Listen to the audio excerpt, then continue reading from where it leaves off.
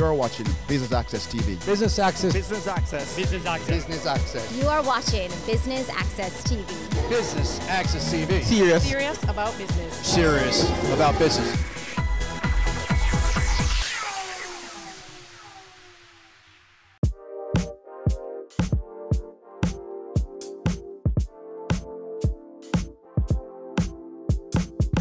Business Access TV comes to you from the 2018 staging of the PSOJ President's Forum Service Excellence Awards. I'm Javon Keys and we're here to bring you the highlights. Stay tuned.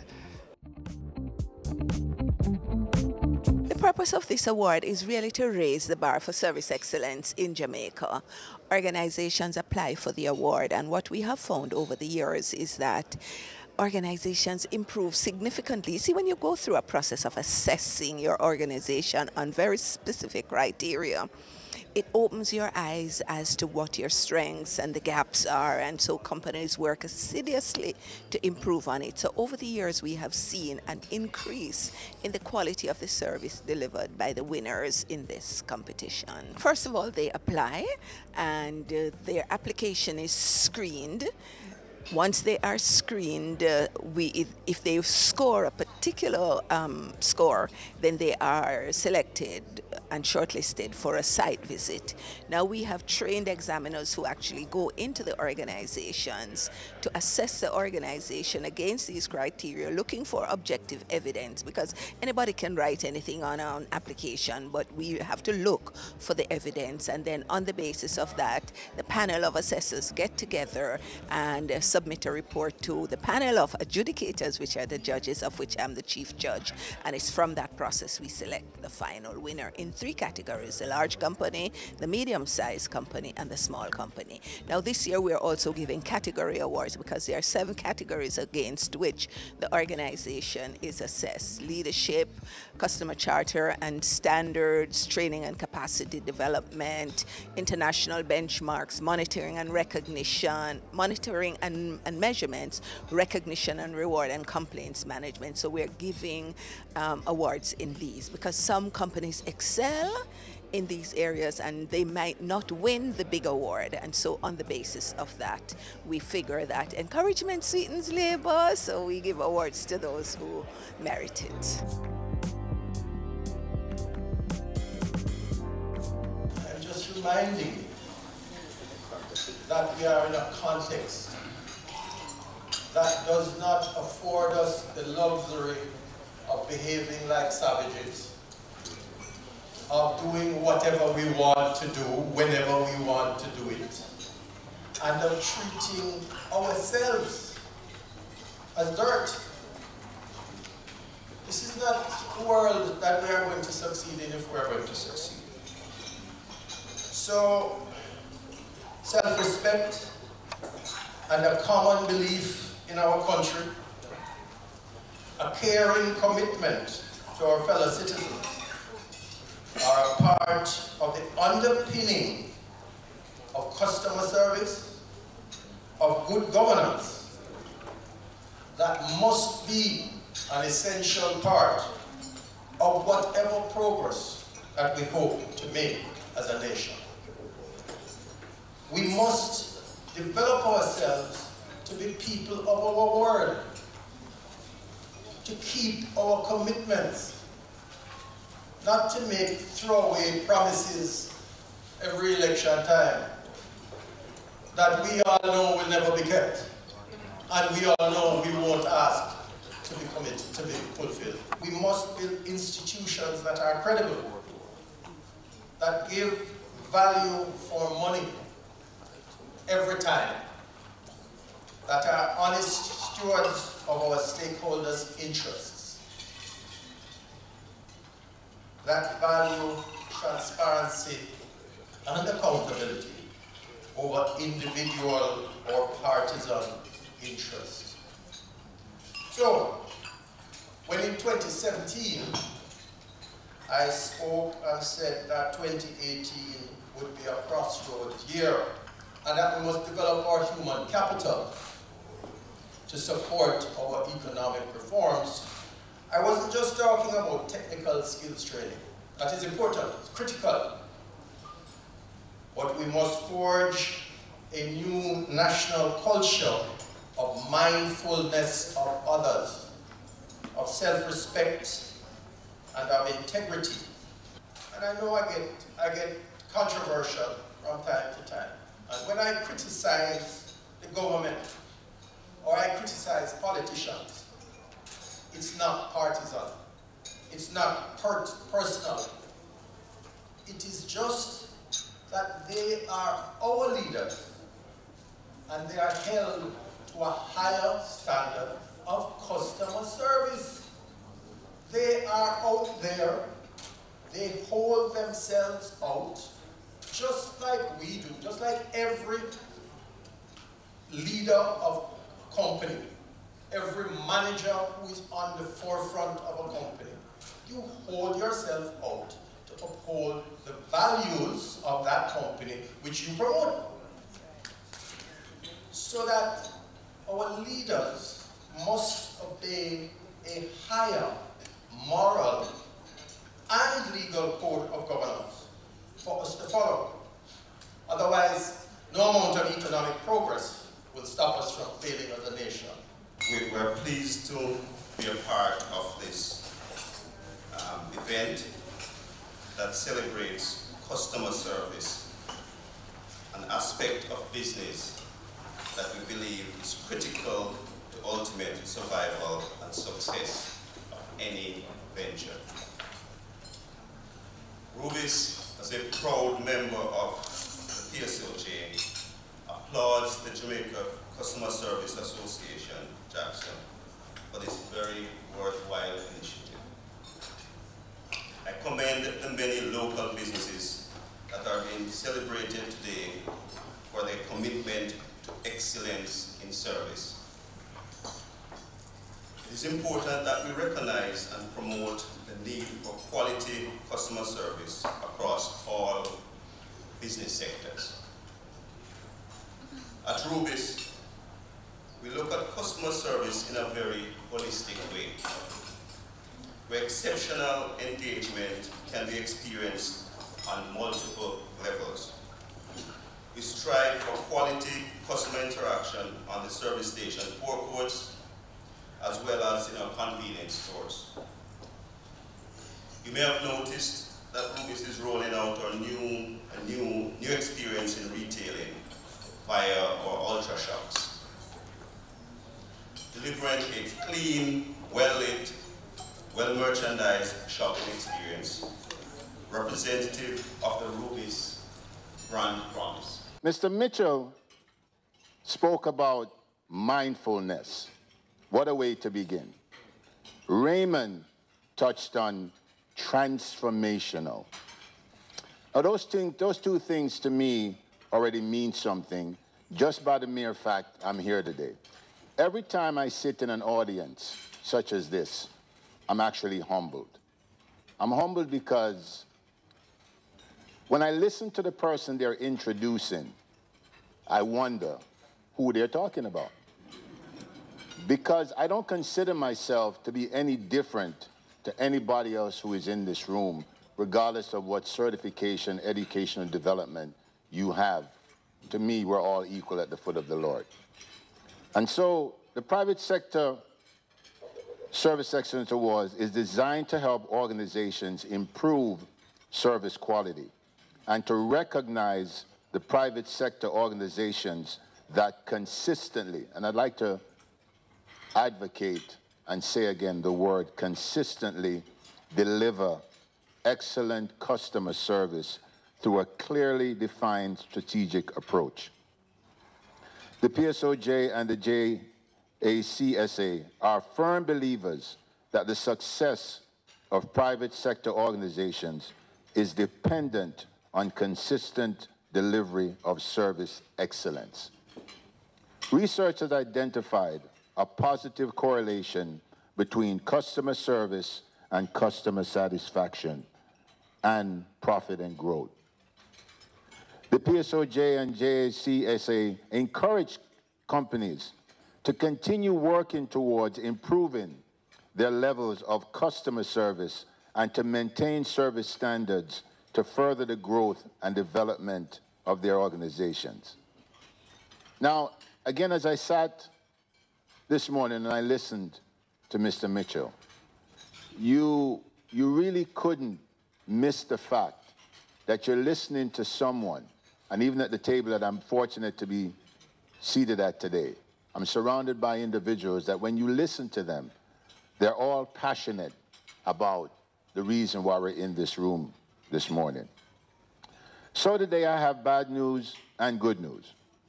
The bad news is, ladies and gentlemen, customer service is more and more becoming a lost art. Almost like sunken treasure on a ship.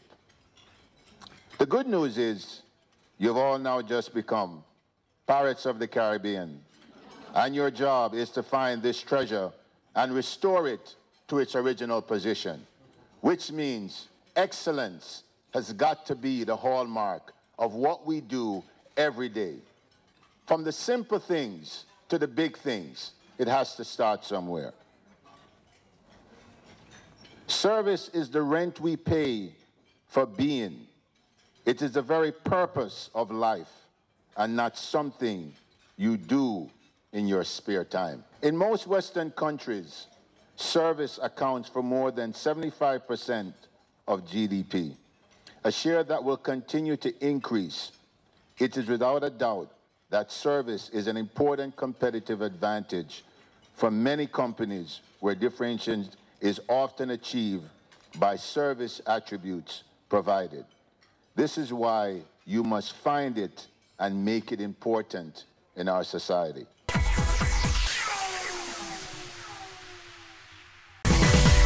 Having a corporate event, seminar, awards show, conference, product launch, workshop or expo?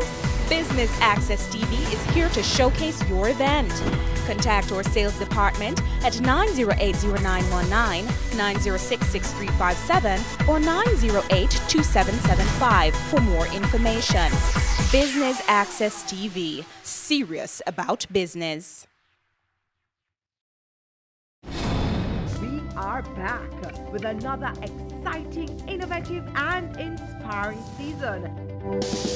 It takes a lot of stick-to-itiveness, being consistent and persistent in whatever you're doing. That's the bottom line. Business exists to add value to people's lives. And if we're not doing that, might as well we lock down the store and just call it a day. It's a season 3 of Creating Wealth, Mondays at 8 p.m. on Business Access TV. There's only one recommendation for funding that is ever going to come from me, and that is funding from a bank. This is the cost to build, and it includes every nail and screw for the building. Our motto is building communities, building a nation. Get in the know with the world of real estate with Business Access TV's Home Sweet Home, Sundays at 4:30 p.m.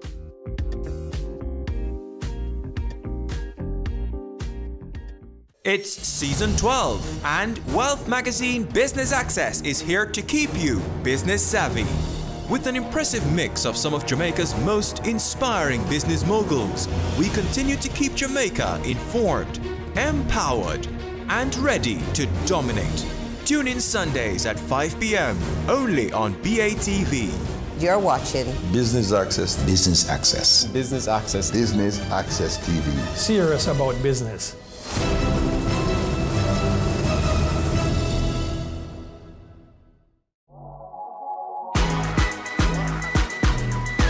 The Good Life, your trusted source for useful health and wellness information, lifestyle tips for the mind, body, and soul.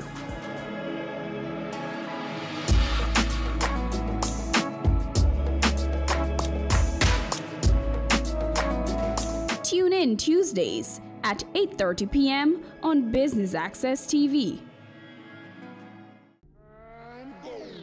Career Moves has always explored interesting careers, highlighting all you may not have known about them. This season is no different. Coming back to Jamaica, everyone's like, Fizzy what? Fizzy who? When you find a bright boy or girl in the class and people say, what are you going to be? The parents will say, you have to go be a doctor, you have to go be a lawyer. Nobody says you have to go be a politician. Let me see your hands! Tune in Tuesdays at 8 p.m. on Business Access TV. Have you seen it? It's BATV Live. Live streams of business news weekdays at 7:30 p.m. Stay on point Thursdays at 8 p.m. with our Business Current Affairs show and Weekend Business Report Saturdays at 7:30 p.m. wherever you are. Log on to our Facebook page at Business Access TV or visit our website at batvja.com. Live and at your fingertips. Business Access TV, serious about business. Now, this is the moment that many of us have come here for, in addition to the inductees and to hear Mr. Mitchell and to hear Dr. Brown. These are the award criteria. And I know we've been having a lot of discussions as to how is it that we are going to get service excellence to be embodied and entrenched in organizations and be woven into the very fabric and the DNA of the organization. This is it, folks. So it begins with leadership, strategy, and governance. This is what the organizations have been assessed on. Their customer service standards and customer service charter. The charter is your promise to the customers. The standards, how do you do what you do in order to deliver service excellence all the time. And these must be codified and lived and not be a paper tiger. We have found that the organizations that have people who have been given the responsibility to, one, live service excellence, train others in service excellence, monitor the whole business of service excellence and performance against standards. When you have a cadre of people who live it and monitor it and help people to improve, it is amazing to see the difference it makes in an organization. So the winners are, come on folks, drum roll, drum roll, drum roll, drum roll, drum roll. Yeah. We're going to start first with the category awards, and this year we made a decision to give category awards in the medium and small category and category awards in the large company. We have for leadership and strategy, Massey Gas Products.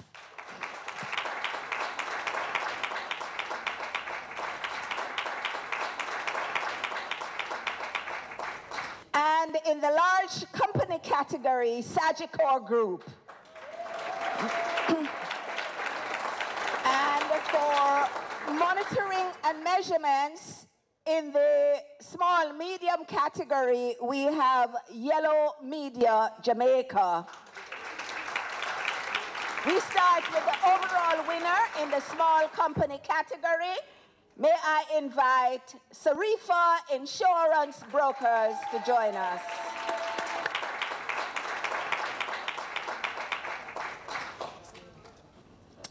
The large company winner, and that is Victoria Mutual Group.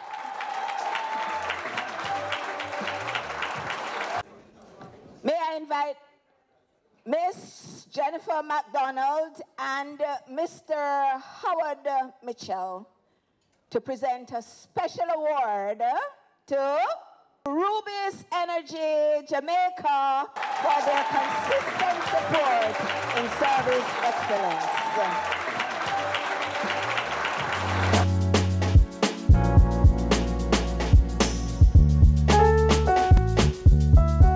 It's always a pleasure to be recognized by the PSOJ and Jamaica Customer Service.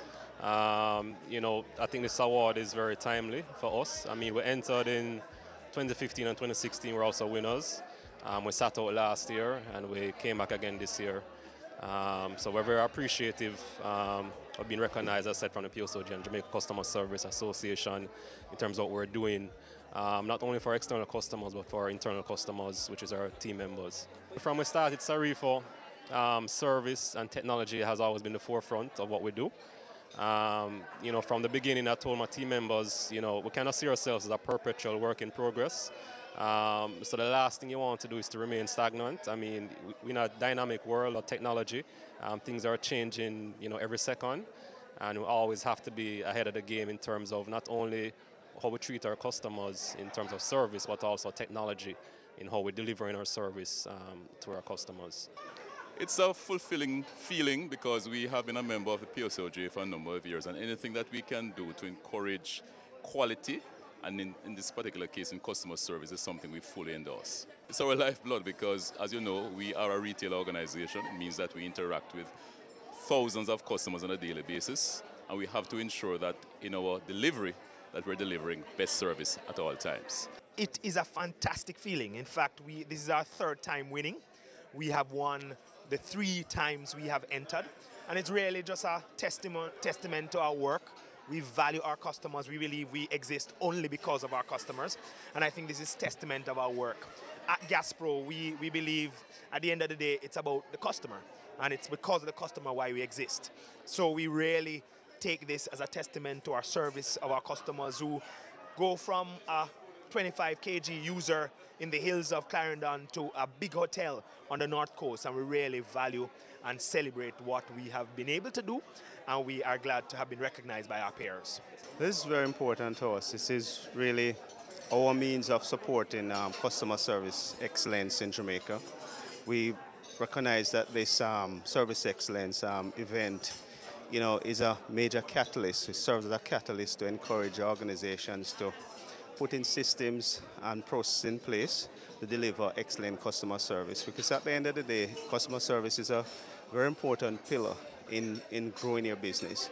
And we're all operating in an environment that's in a global environment. And if we are to be competitive as companies in Jamaica, we have to see customer service as an important pillar. So we have been supporting this. It was easy for us really to make the decision to sponsor the awards, and we have been doing this for over 4 years. And we certainly enjoy this partnership with the Jamaica Customer Service Association and PSOJ. We are a proud member of the PSOJ, so we see this as our contribution to the organization of which we are a part. I think we are getting there. I think we have just completed, we just ended the 3-year medium term, and I know that we're working with the PSOJ as they roll out the next 3. I think what you have seen today is an example of how companies have stepped up to the plate to offer good service, and not just to locally, but to internationally benchmarked standards. That is a part of the competition, the extent to which companies not only follow, but we can see that they are using international best practices. And so I think we have made a significant part of the journey. We are on a significant path.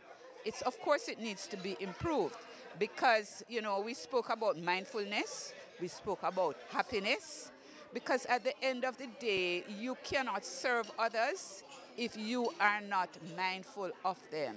You cannot serve others if you yourself are not confident and happy in yourself. And so I think that was a running theme this morning. None of the speakers collaborated, but you would have seen that the themes about service excellence, we're doing it to please you, because when you're happy, we're happy, and there are multitudes of effects that come after.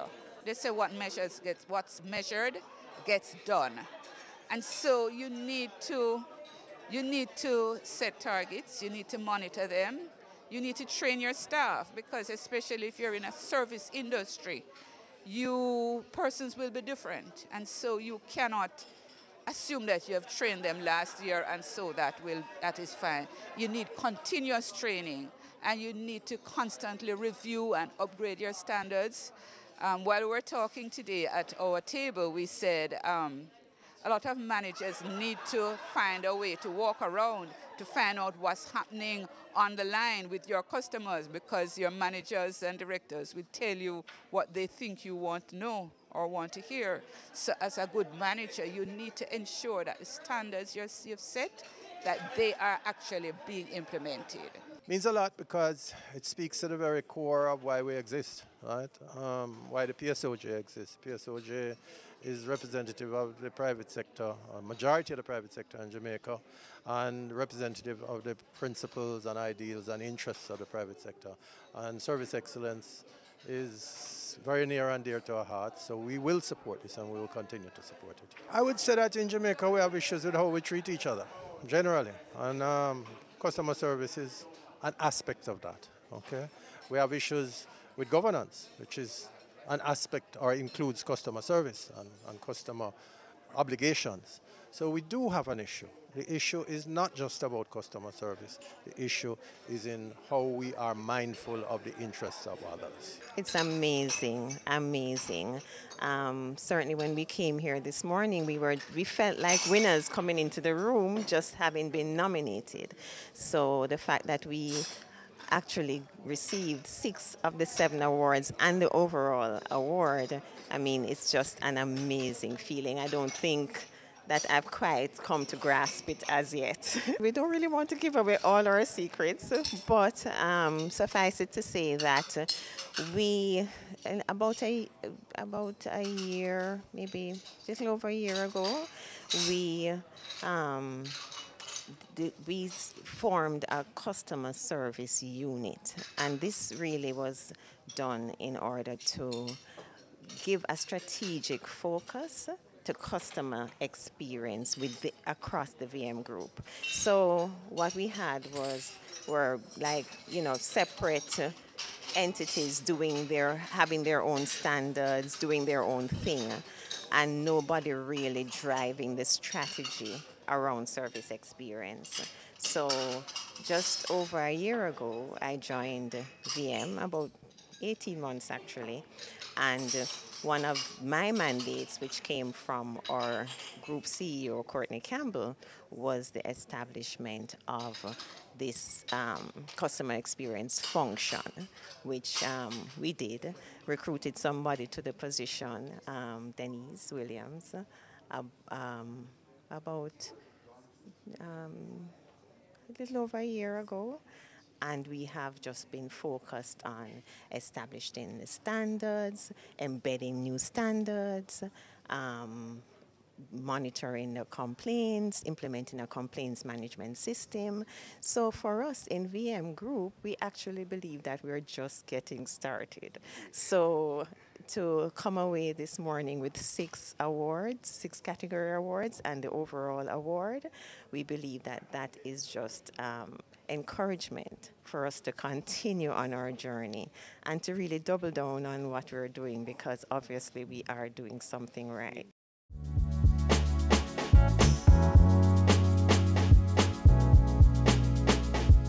And that's it from us here at the PSOJ President's Forum Service Excellence Awards 2018. I'm Javon Keys for Business Access TV, serious about business.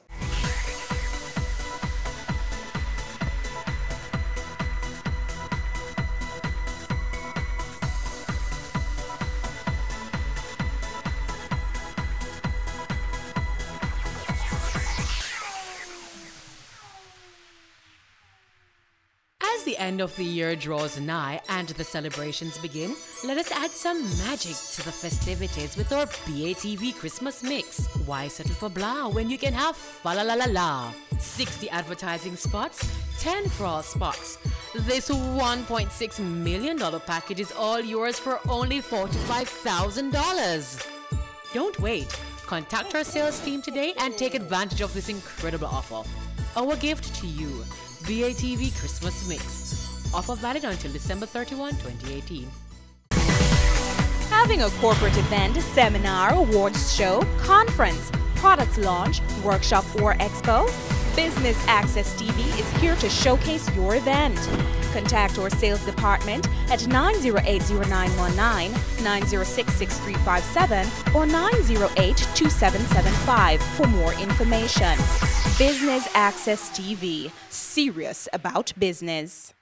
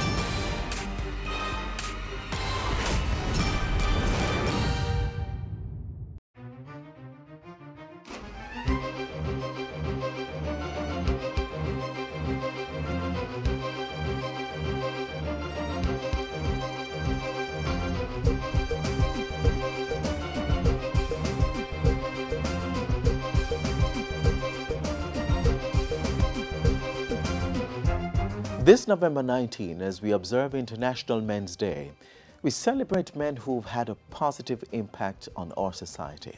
The theme, Leading by Example, is a poignant one, as we must all be the change we want to see in our communities. And that transformation can start with volunteering to be a mentor to a child, imparting positive values and attitudes, and instilling a sense of responsibility, not just for yourself, but also those with whom you come in contact. That's the only way we will be able to achieve the goal of Jamaica being the place of choice to live, work, raise families, and do business. This is Jamaica Magazine, and it continues with a word of advice, followed by the news. I'm Adrian Atkinson. Stay with us.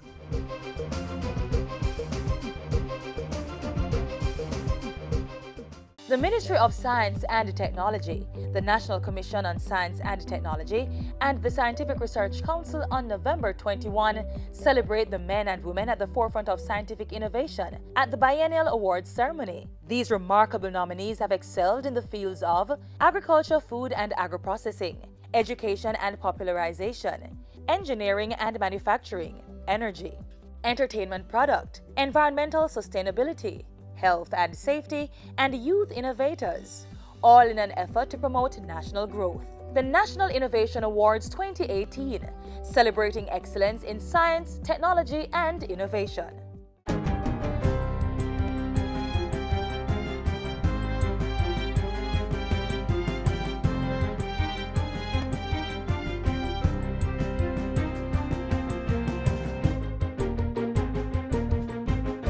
Good day, I'm Stephen McHugh, and this is your JIS News for Monday, November 19. Spanish hoteliers and investors have recommitted to buying more local goods and services following a meeting with Ministry of Tourism officials on Friday. The meeting was called to discuss various issues impacting the sector. It included officials from the Ministries of Finance and Industry, Commerce, Agriculture and Fisheries, as well as key members of Inverotel, the association representing Spanish hotel investors and operators. Ministry officials highlighted the use of the Tourism Agri-Linkages Exchange, ALEX app, as a means of ensuring demands in agricultural produce are met. ALEX is an online platform that facilitates the purchase and exchange of goods between farmers and buyers within the local hotel industry. Minister Bartlett also assured the investors that some adjustments were coming to lower tourism costs. The stakeholders also discussed training and certification of staff, security, ground transportation, custom duties, entertainment, and strengthening linkages, especially in manufacturing and agriculture. Spanish investors have pumped about $1.7 billion into Jamaica's tourism sector, accounting for 25% of rooms built in the country.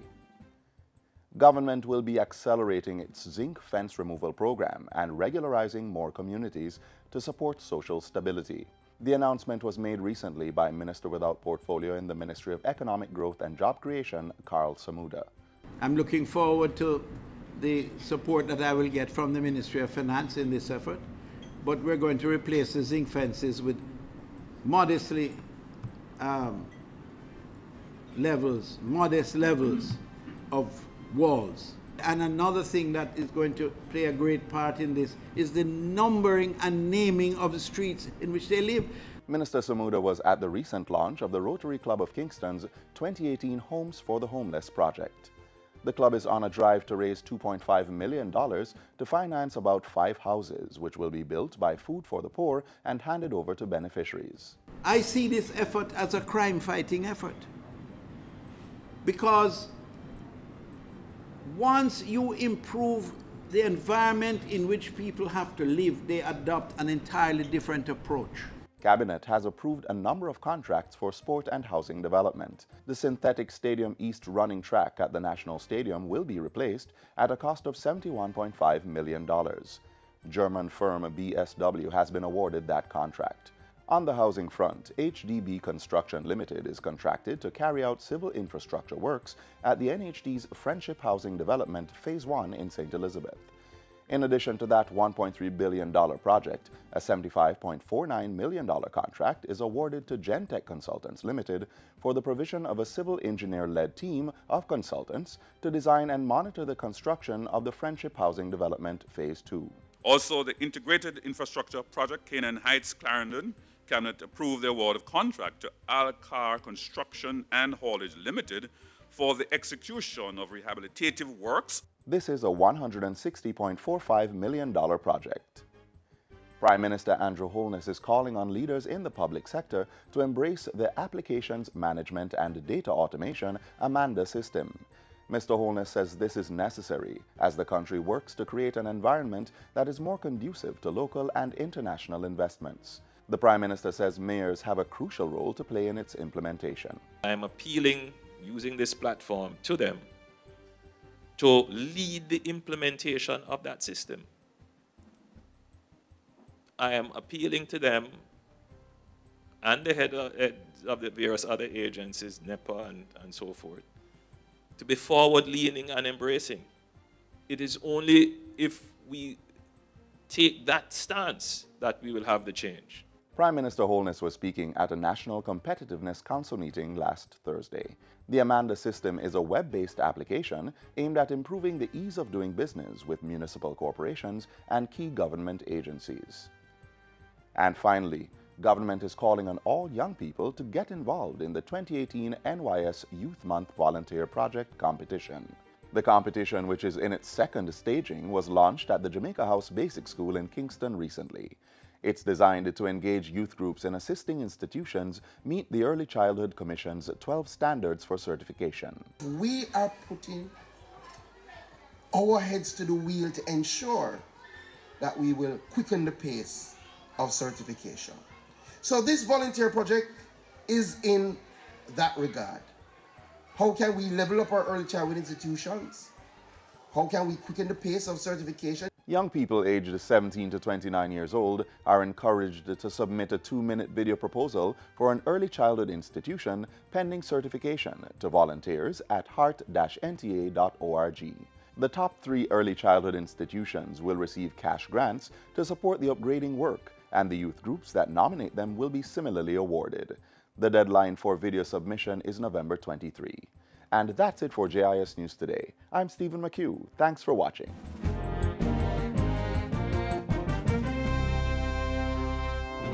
$650 students, $100 million. How are they connected? Through the Hospitality and Tourism Management Program offered at 32 high schools across the island. It's a 2-year program to equip future tourism workers with the requisite skills to meet the demands of the growing global industry. Graduates will be certified by the American Hotel and Lodging Educational Institute and received an associate degree from a local college. We're building a resilient tourism industry through human capital development. All men, like all women, are the cornerstone on which we have built this great nation. Here's one man's story. I wanted us to be a very good father, a caring and loving father for my children. The reason why I really want to be that father is, you know, I believe I want to be like somebody who I think that someone can emulate, you know, so I try my endeavor best to be what I am today. That father with that courage and wisdom, you know, to assist my children in all ways I can, just as good as I can.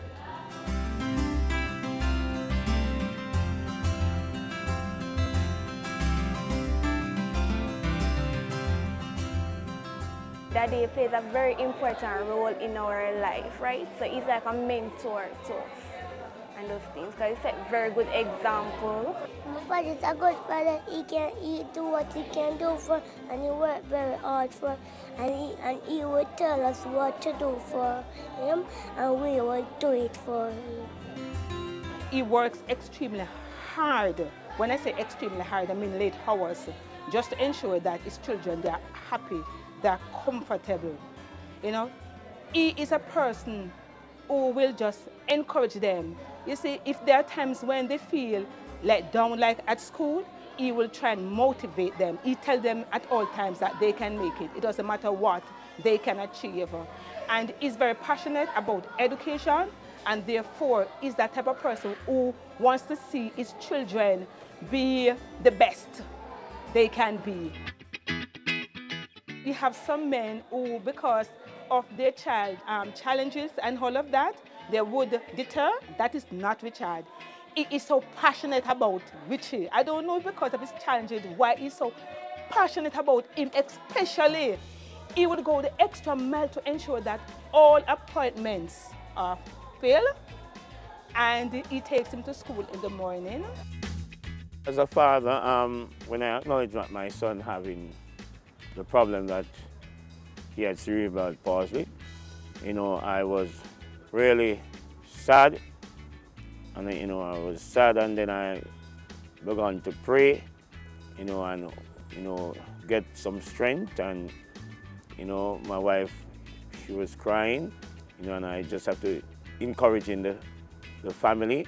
Richard have progressed thus far, and, you know, from where he's coming from, remember, boy, when he was like in 6 months, when he was 5 years old, I have to lift him up, bring him to Mona Rehab. Today, I do not have to lift him again. He can walk, balance a little bit, much better by himself. So I am today, I'm being a proud dad, seeing the progress that he's making through God. He is not embarrassed about his son's challenges. He's proud of him. If you want to get him upset, try to belittle that child. To me, Richard sees Richard as a normal child. He does not see him with those challenges. So you feel now today, Richard? I am bad, and I... That's good, man. God has been giving the strength that, you know, you can really cope. So you're coping in this situation, Richard? Yeah, God grace. With God's grace. Wonderful. We continue to pray, and our friend of ours to pray with us, and our church family would encourage us to hold the faith, you know, and we continue to do it.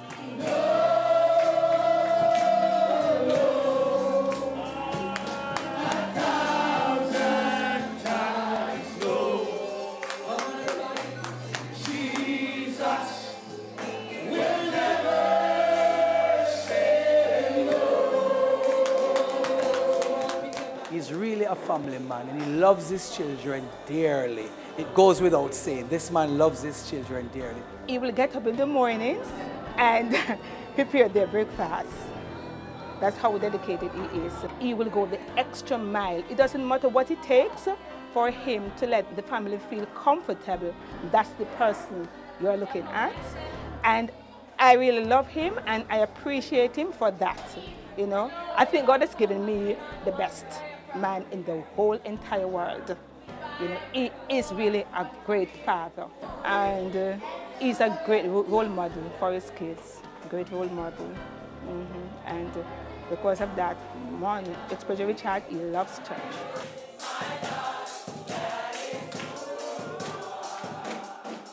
My son is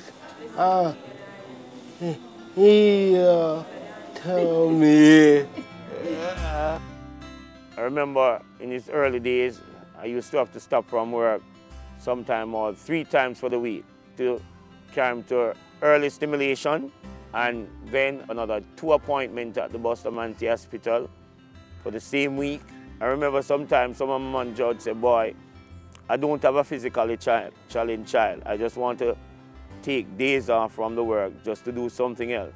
But, you know, because of my faithfulness to Richard, I believe this is why today he can help himself much better.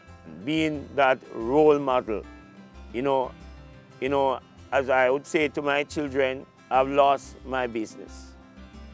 I've lost everything in the business, but we do not lose our faith in God. And I continue working with my children you know, it's rough days. You know, our finance has gone. You know, but I still hold courage and continue to give our children their support, because I told them they are not gonna live worse. They must live better. Despite of the burning down of the business, they must live better, because I've got confidence that God will not give us more than we can bear. And today I'm still holding my faith for better. He is really a great father. He's a supportive father, a hard-working, a dedicated father, and a committed father. You can always count on him anytime you need, you want him or any support. Thank you, Daddy, for being the best dad in the whole world. I love you, Daddy.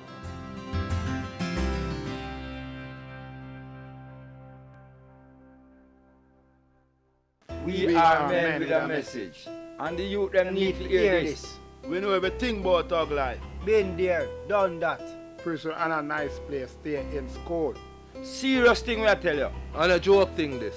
You can't tell me about hungry. That's no excuse. Leave the badness alone. Nobody narrate you. Them just afraid of you. Live positive, remember. A gang is a dead end. A message from the Ministry of National Security. The state is committed to steering the nation's youth clear from a life of crime. And one way it is doing that is through the Citizen Security and Justice Program, the CSJP. Take a look.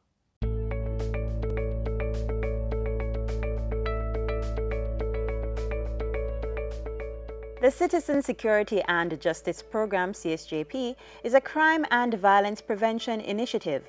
It was developed by the Ministry of National Security to enhance security and justice by addressing the social and economic factors that help foster crime.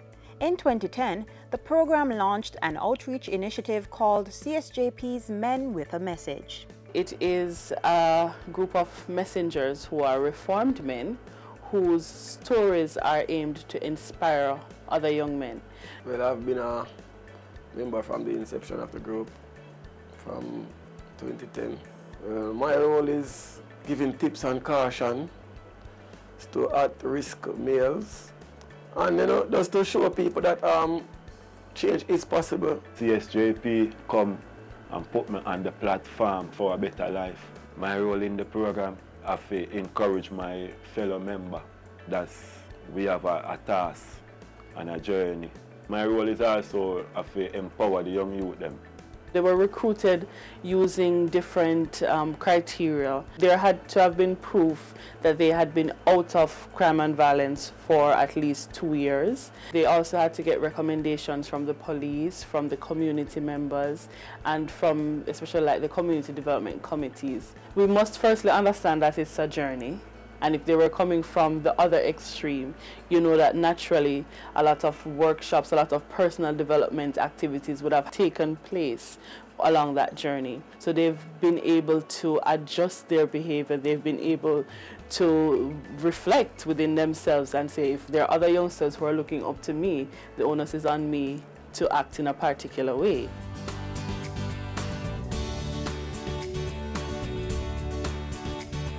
My name is Derek Jones. I'm a member of Men with a Message. I was in Central Lockup for around a month. I was a part of the problem, robbing people, park and corner, defend ends and turf, till end up go out fall on the wrong side. When I first wake up in jail, I can't believe that I'm in jail, I wake. So from there, my mindset started thinking different, knowing that jail was not the right place for me at that time. I'm Kitsy Bryan, and I'm a Man with a Message. Being in institutions and seeing what life is like, you just have to make a decision. Is either you're going to continue like this or you're going to make amends of your life. I decided that coming back into civilization, that I wanted a change.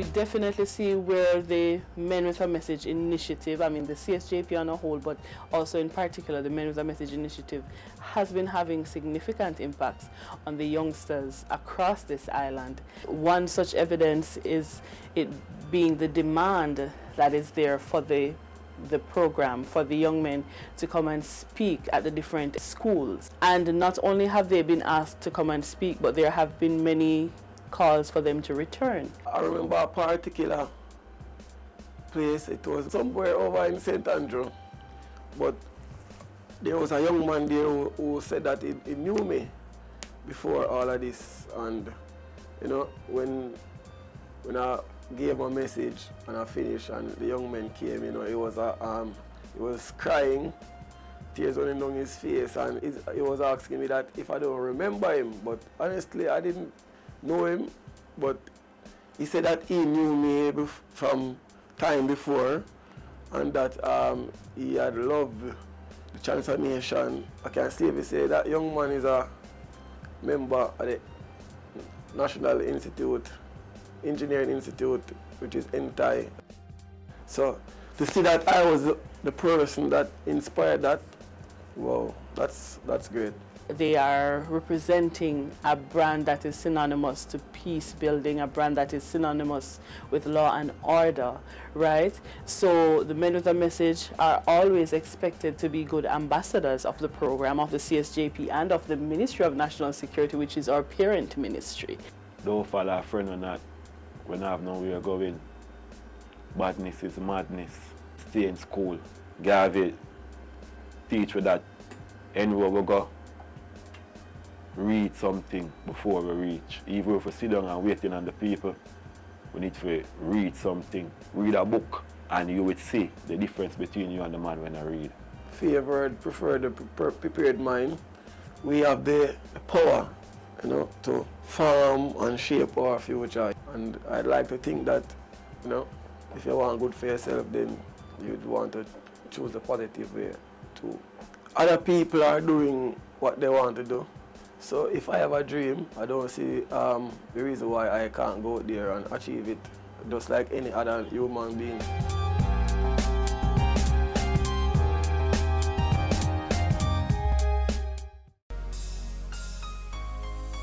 How well do you know your child? What he or she likes or dislikes? Favorite food or color? How about who their friends are? Make the time. Get to know your child. It helps to build their relationship. Makes it easy to keep them safe, and it helps their development process.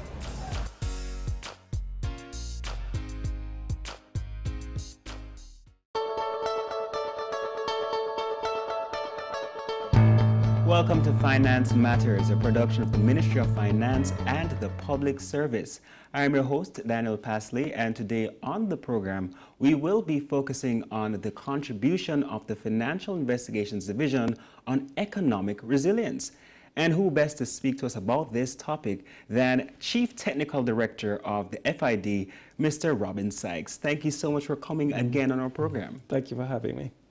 Now, how does the FID contribute to economic resilience? All right. I think there are two main areas. And the first one, I think, is, of course, a part of national security. So a stable security environment is one that is conducive to economic stability and growth. And many of government's policies have pointed out the national security policy, Vision 2030, speaks to taking the profit out of crime as a fundamental element of creating that stable environment. So if the economic incentive to commit crime is removed, right, and people understand that, you know, the likelihood of the big car that you're going to acquire through crime, the likelihood is that it's going to be seized and restrained by the government, then that is a disincentive to commit crime. So that our contribution is in the national security environment. But secondly, our contribution is in the financial integrity area, because we do not want an economy that is built on using the proceeds of crime infiltrating business and the economy. So we have to ensure that our financial sector is secure. We don't want to have a headline one day that a bank in Jamaica is conducting money laundering business. So we need to strengthen our financial systems, and we play a big role as the designated authority under our law in getting our institutions to strengthen their systems. So, national security and financial integrity. That is critical. Could you tell me a little bit more about the process as it relates to national security? Well, national security, the FID is both an intelligence gathering as well as an investigative agency. And added to that, we are the asset recovery agency. So we focus on financial crime. We work closely with both our domestic and overseas partners in dealing with cases relating to financial crime. And again, the legislative framework is flexible enough that taking the profit out of crime does not necessarily mean going to the criminal court. You can actually go to the civil courts. It has a lot of very interesting powers, like, for example, the power to freeze someone's assets. That is something that is very useful because sometimes you want to investigate an offense. You're in the process of investigating, but you don't want the person to dissipate his assets in the interim. So we have the power to go to court and get a freezing order on persons' assets. There are provisions that relate to the provision of living expenses and so on. But basically, we try to use the legislative tools at our disposal to work on national security issues. And as it relates to financial integrity, what's the process? Well, financial integrity really deals with the monitoring of our financial institutions and their own processes for dealing with anti-money laundering issues. So they are under a number of obligations at law. I know people complain about, the data that banks take from you when you are doing business. That is a part of their procedures to protect themselves against money laundering risk. So that's we give them guidance, and we are the designated authority. We tell them what to report and give them guidance, because of course reporting on a suspicious transaction is subjective or can be subjective. So we give them guidance as to what it is that we're looking for in reporting. And thank you so much for shedding some light on how the FID contributes to economic resilience, national security, and financial integrity. But in our next program, I really want to know about some of the achievements of the FID and the way forward. All right, so thank you once again for watching Finance Matters. I thank CTD Sykes coming on once again and explaining the contribution of the FID to economic resilience.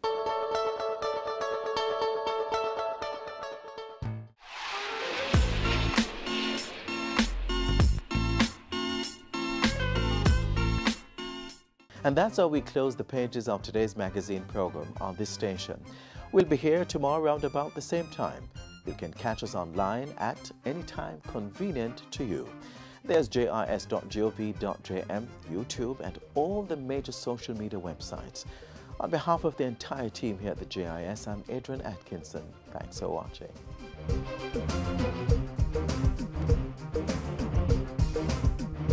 This has been a production of the Jamaica Information Service, the voice of Jamaica.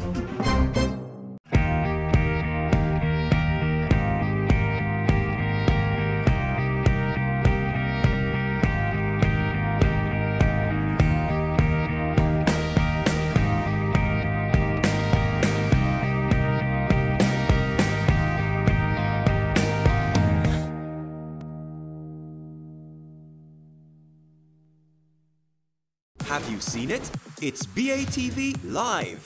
Live streams of business news weekdays at 7:30 p.m. Stay on point Thursdays at 8 p.m. with our Business Current Affairs show. And Weekend Business Report Saturdays at 7:30 p.m. wherever you are. Log on to our Facebook page at Business Access TV or visit our website at batvja.com. Live and at your fingertips. Business Access TV, serious about business. I am Shani Jaja, and you're watching Business Access.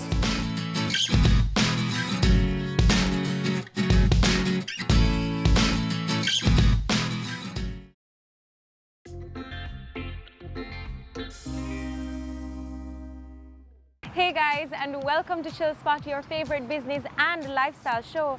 Today we're going to be hanging out with Caroline Smith, marketing implementer for the Western Caribbean at Sol Petroleum. She's going to be taking us shopping at Fashion 911, and then it's off to be pampered at Adam and Eve. So don't go anywhere, much more Chill Spot after this.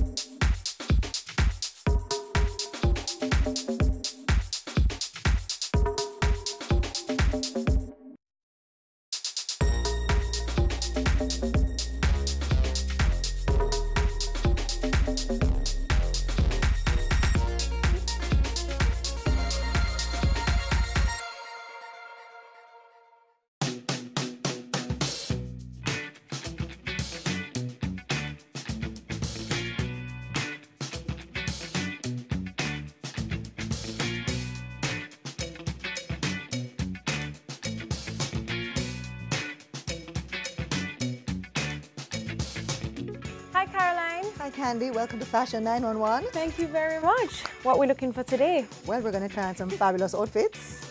I'm Getting ready excited for the about summer. that, yes. So looking forward to doing I that. need some things that are nice and cool because it's just been so hot Oh recently. my goodness, unbelievable.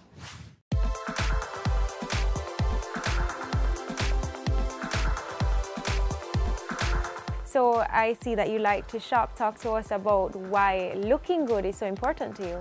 Well, image is everything. I mean, yes, we need our morals and we need to portray the right qualities, but people look at your outside and how you look. So I always encourage persons to try to have a clean, simple look, but make sure you portray your best. And what about Fashion 911? Why do you like to shop here? I like to shop here because it's a little hidden, so it's not always very crowded. It's just a good crowd. The people here are very courteous, very pleasant, and they're always willing to serve you with a smile. So that's the reason why I keep coming in. And of course, they have cute stuff, especially with the summer coming up. I think it'd be an ideal opportunity to get some stuff for happenings that are, you know, coming up soon. Sure. And Caroline, describe your sense of style for us. I would say very simple, very clean. I don't like a lot of clutter. Right. For an evening out, I tend to do more dresses, not so much jeans. So I would say minimalistic, clean, sophisticated. What about your work style?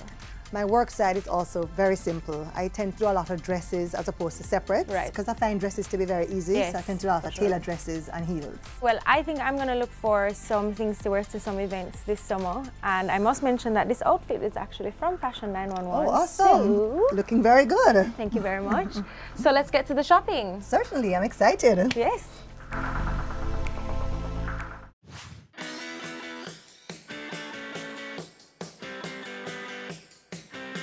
These are the pants I have on. As you can see, they fit very nicely.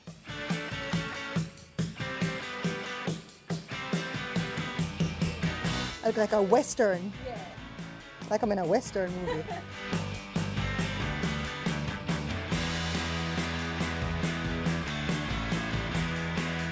Oh, Candy, I love this. They look cute on you. Yes, I'll try this on for sure. Definitely.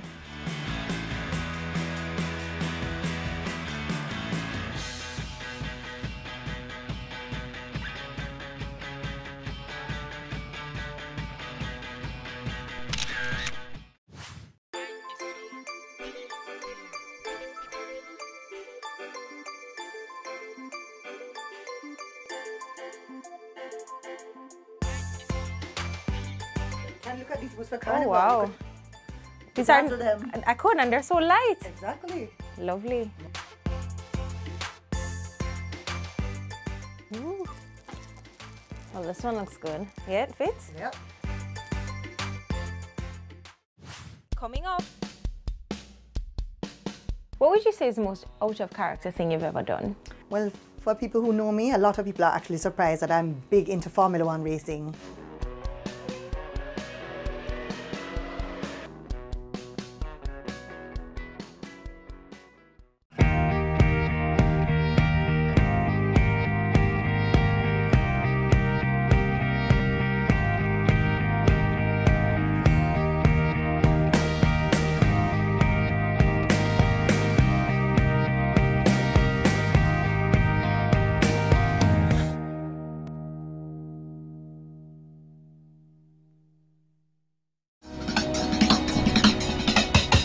Cameo brings the creative industries to life,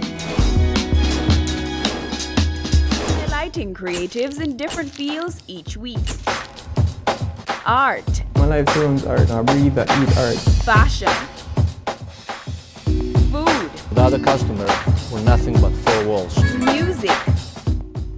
Film. Cameo, only on Business Access TV.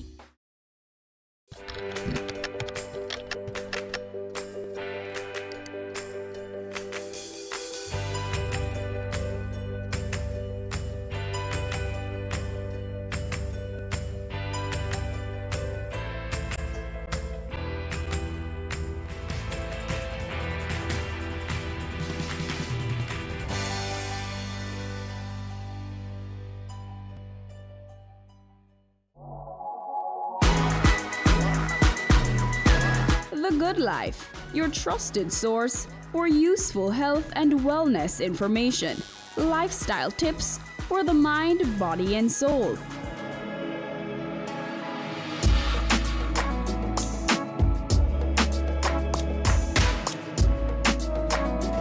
Tune in Tuesdays at 8:30 p.m. on Business Access TV. Have you seen it? It's BATV Live. Live streams of business news weekdays at 7:30 p.m. Stay on point Thursdays at 8 p.m. with our Business Current Affairs show and Weekend Business Report Saturdays at 7:30 p.m. Wherever you are. Log on to our Facebook page at Business Access TV or visit our website at batvja.com. Live and at your fingertips. Business Access TV. Serious about business.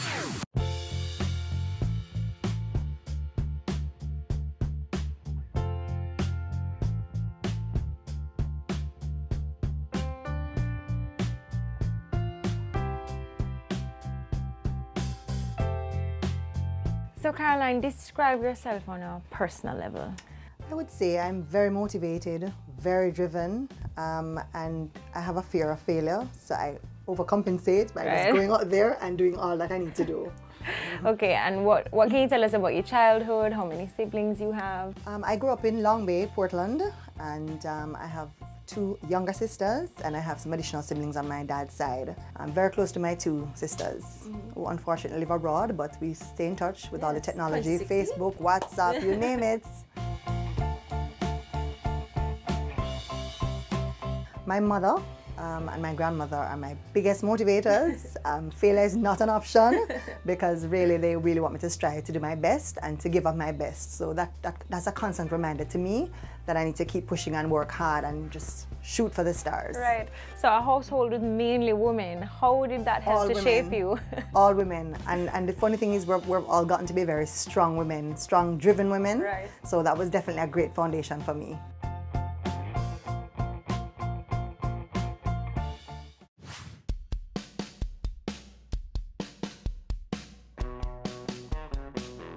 The beach is really a big draw. I remember as a child, I used to always, be swimming in the ocean. Our hair would be bleached blonde from the sun and the salt, and we just really had an awesome time. I left Portland and went to St. Anne when I graduated high school, and of course, Titchfield High School is my alma mater. Okay. Yes, I did everything there. I was a prefect, farm captain, sports captain. So you're one of those that was involved in everything. I was in everything. And I think a lot of that foundation has really helped me to develop into the person that I am today. Okay, and after Titchfield, what happened? What about college? After Titchfield, I did a stint at Cornell University in New York, and I also did some studies at Brownstone Community College. At the time, hospitality management was my major. What would you say is the most out-of-character thing you've ever done? Well, for people who know me, a lot of people are actually surprised that I'm big into Formula One racing. Formula One racing? Formula One racing. I actually support the Ferrari team, Ferrari/Shell, and my driver is actually Vettel. So he came second the other day? He came second in the Canadian Grand Prix. I know this not because I watched it, but my dad did. That was a very exciting race, very exciting race.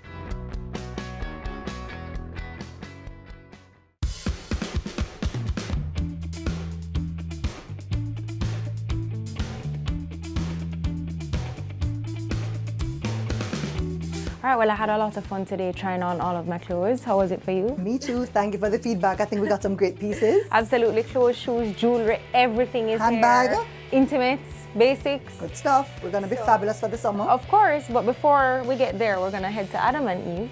Oh man, I'm looking forward to getting pampered. Let's go.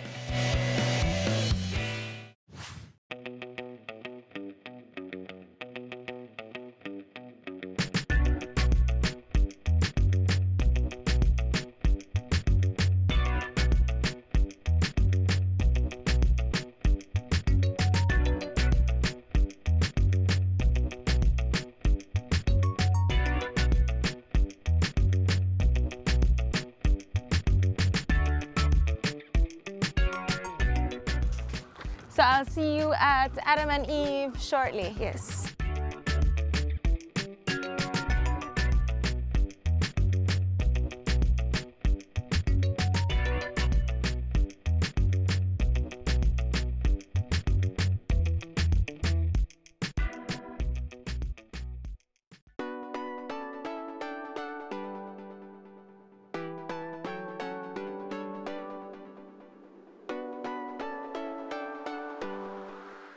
Hi, Caroline. Hi, Candy. Good to see you again.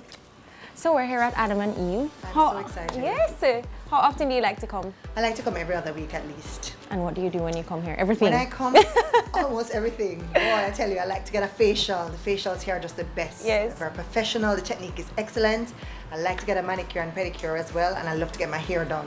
But today we're going to be doing the mani-pedi, a massage, and the facial. And what are some of the benefits you'd say of promoting this sort of wellness within yourself? Well, it's very important to de-stress because balance is important. Of course. And I work really hard, and the job can get to be a bit Yes. stressful at times, even though I enjoy it. So it's good to come and just get pampered and just enjoy.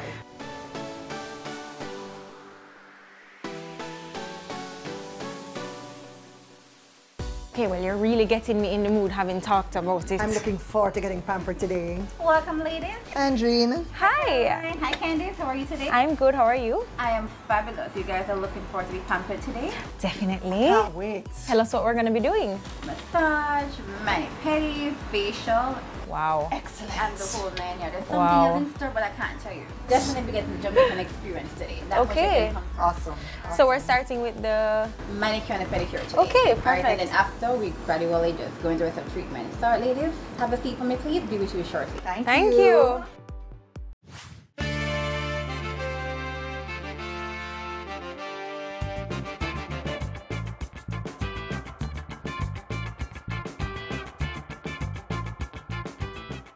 Hi.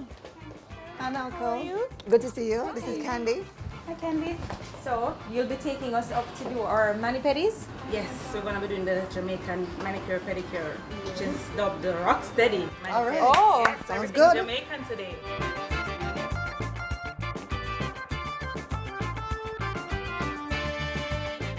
So now I want to ask you a little about Adam and Eve. Tell us about some of the services that you guys offer. Well, we offer a number of different services. We have massages, facials, body scrubs, body wraps, tips and acrylic, barbering, you name it, we have it here. I know she mentioned this Jamaican massage and Jamaican this and that. Can you tell me about that? Yes, what we want to do for Caroline today is have her experience our Jamaican treatment. Our Jamaican treatment consists of the Jamaican massage, the rock steady manicure, pedicure, the patwa body scrub. Oh, wow. Yes, and the Jamaican island facial.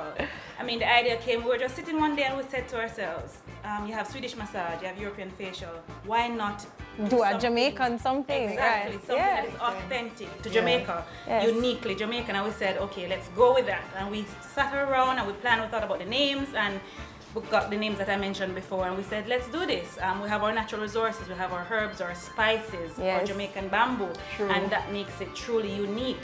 And also the benefits that you get from using these herbs and spices are absolutely Oh, yes. amazing. I can imagine. They're filled with antioxidants, I mean, they're anti-aging, you name it, a lot of beneficial factors that are associated with them. So I should leave here about 10 years younger then? Yeah, I want to leave here younger and stress-free.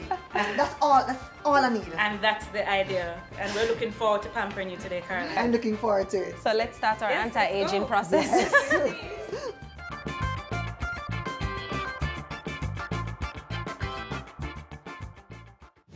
coming up. Caroline, how would you describe yourself as a leader? As a leader, I would say I can be a bit demanding, but then I don't demand any more of anyone than I demand of myself. Right. I'm a hard worker, so I expect persons to be hard workers as well. Right.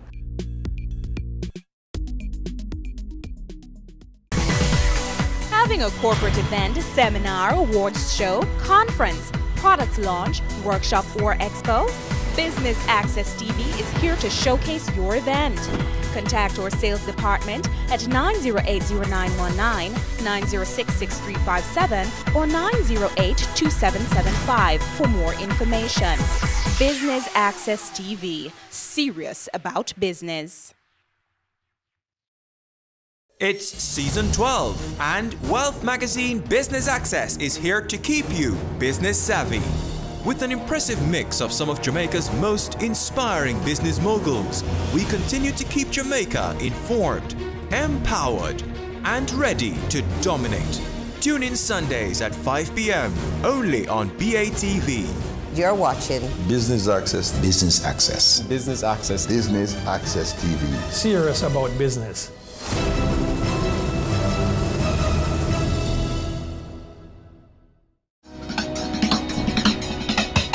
Cameo brings the creative industries to life. Highlighting creatives in different fields each week. Art. My life turns art. I breathe, I eat art. Fashion. Food. Without a customer, we're nothing but four walls. Music. Film. Cameo, only on Business Access TV.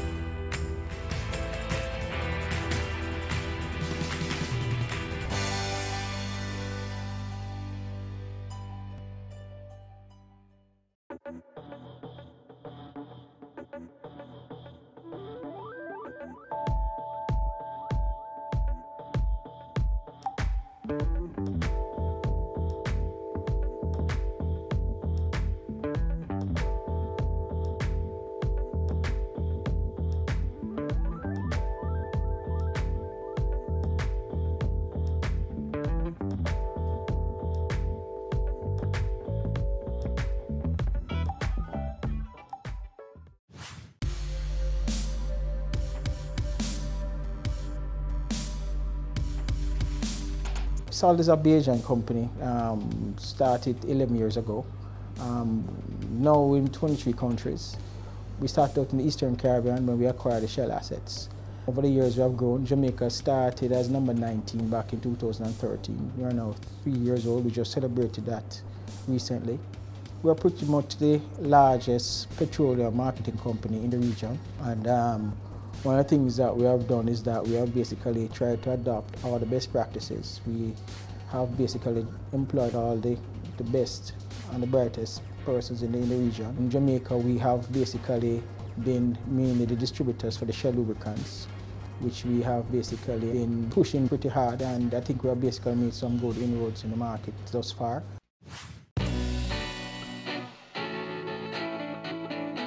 In Jamaica, we have a very small team. We have a complement of 25 people. But our sales and marketing team is a smaller complement. We are very tight-knit. Caroline is what we call the great motivator for the team. She's a big team player, very reliable, very energetic, never stops.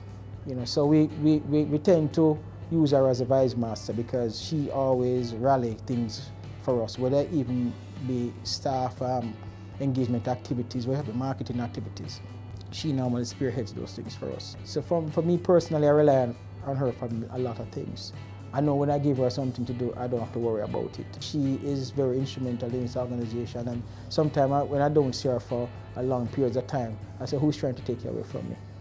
And she's a nobody boss because, there's no way I'm going to leave you. So we have that type of connection. So I just think it's one of the best things that could ever happen to this organization that she's here, because there are a lot of things that I think that she's just right for. Caroline can be a hardball. We have had our fights in terms of, and I mean positive fights. If I say something that she doesn't agree, she'll tell me. She knows I'm very stubborn, but she knows how to basically bring me to a level to say, okay, boss, think about it this way. So, and she makes her points very, heard, and she give her point. She's not gonna just walk away. So if we agree to disagree, we agree to disagree. But she's gonna tell you that she doesn't agree, which is what I like. I like to be challenged, and she challenge you. I like the fact that she keeps me balanced, because you need that sometimes. Because a lot of things rest with you, and when you make the decisions, you have to take responsibility for it. So it is good that you can trust somebody to guide you sometimes, because sometimes I work with what her suggestions are, and it works on many occasions. So I have no problems.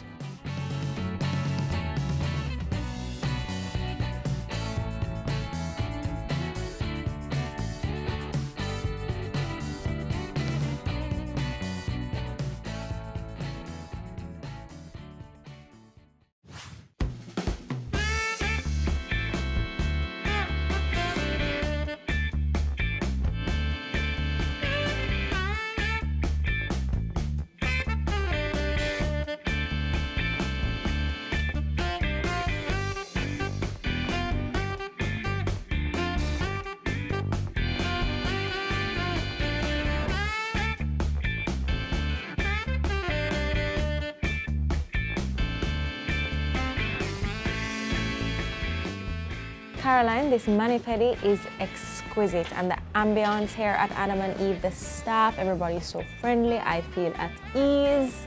I could fall asleep. But you understand why I come here, right? I do.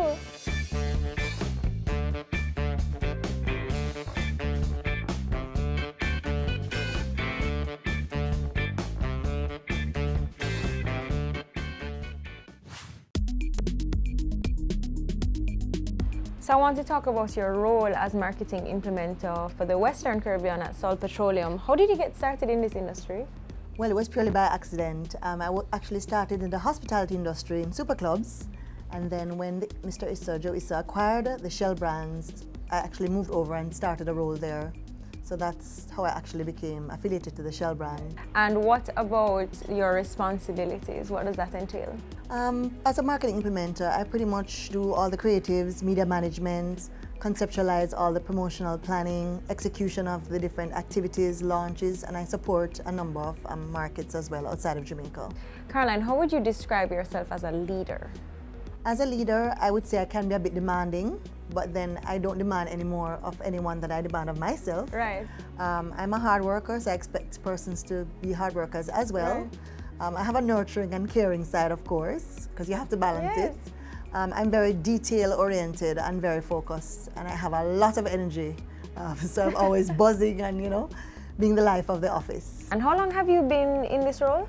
In this specific role, 3 years, since the inception of Sol Jamaica. Which was in June 2013.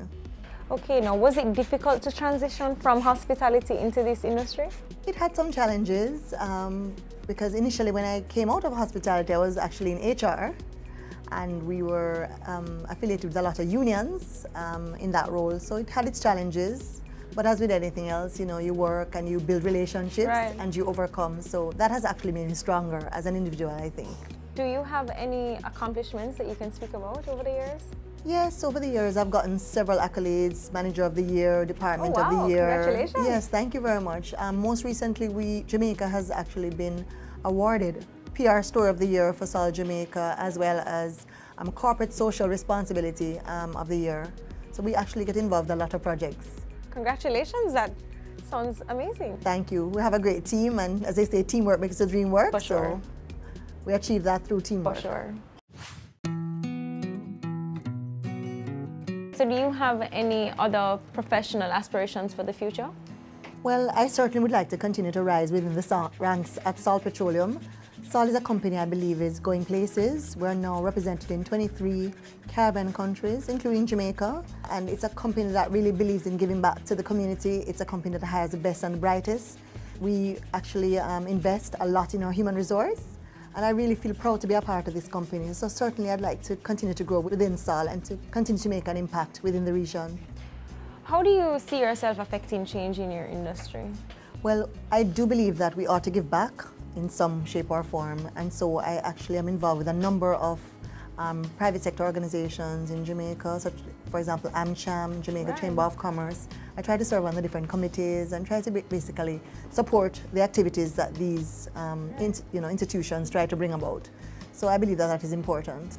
And are you involved in any other professional or philanthropic activities? Yes, I actually am a member of the Lions Club of New Kingston. Oh, okay, lovely. Yes. So we actually do a lot of projects. We have geriatric projects where we give back to the elderly and the shut-ins. We do a clinic in Standpipe, Ligani, where we offer medical services to the community for persons who otherwise would not be able to afford it.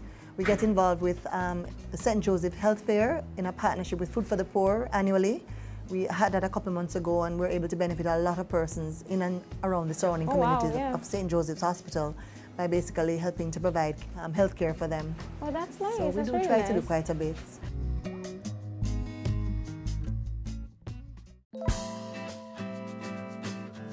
Who or what would you say is your motivation? I am intrinsically motivated for the most part. My mother is also another source of motivation for me. Right. My mother has worked really hard to help me to become the person I am today, and I really want to let her down. So every time I think about quitting anything, I hear her voice, pushing me along. Caroline, you can't quit, and that actually motivates me and propels me to even achieve even further and higher than I even intended to go. Do you have any words of advice for people who have to deal with demanding bosses or bosses who expect a lot? Yes, don't think it as all negative, because I've had my share of demanding bosses, and for me it stretches me as an individual. It makes me more effective, makes me more efficient in conducting my role and responsibilities. So definitely don't think of it as a negative. It'll make you be a stronger person, a more professional person. Right. Well, Caroline, thank you for an amazing day. It was our girls' day out, of course, shopping and then coming here to be pampered. It was amazing. So thank you very much. It was, Candy, and it was great getting to know you. I always see you on TV, so it was great getting to know you, and I realized that you're a very down-to-earth person. Oh, so it was thank you so my much, pleasure, Caroline. and I'm glad to be able to take you to my hideaway. Lovely.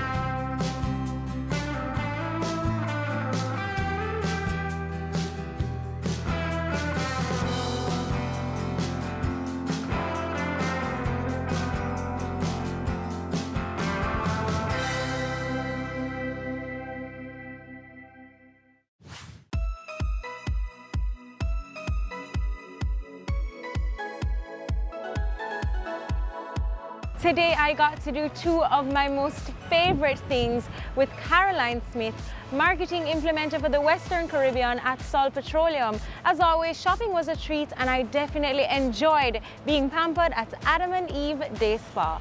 Until next Friday, I'm Candy for Chill Spot. Bye.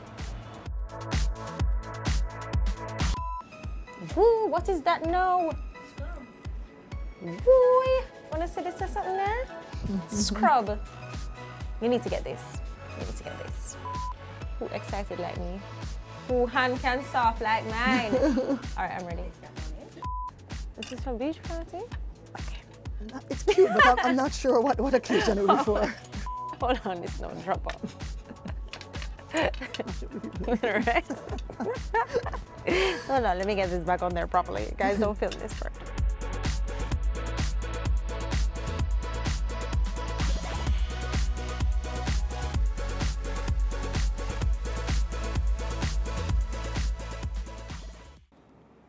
After I said I don't want to try on anything tight, watch me trying on tight things.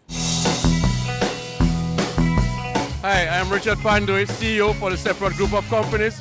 You're watching Business Access TV. We're serious about business.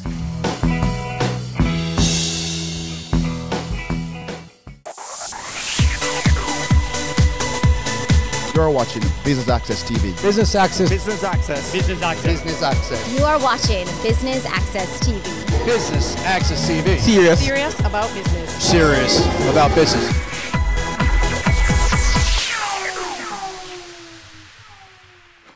Business Access TV welcomes you to the launch of Weddings JA. I'm your host, Amita Prasadweb, and today we're here in the gardens of the Jamaica Pegasus Hotel. Please stay tuned for highlights.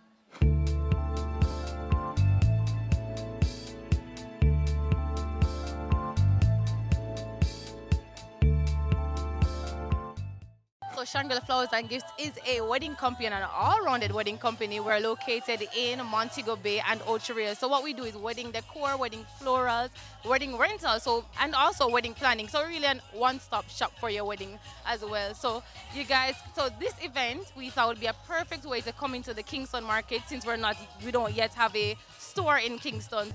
It's the launch of Weddings JA. What are your thoughts thus far, turnout and the other booths? Well, actually, it looks really well. I'm glad at the turnout, despite, weather had set to be rainy. So I'm glad with the turnout as well. And the booths are actually looking really well. So we're happy that we had sponsored this amazing event.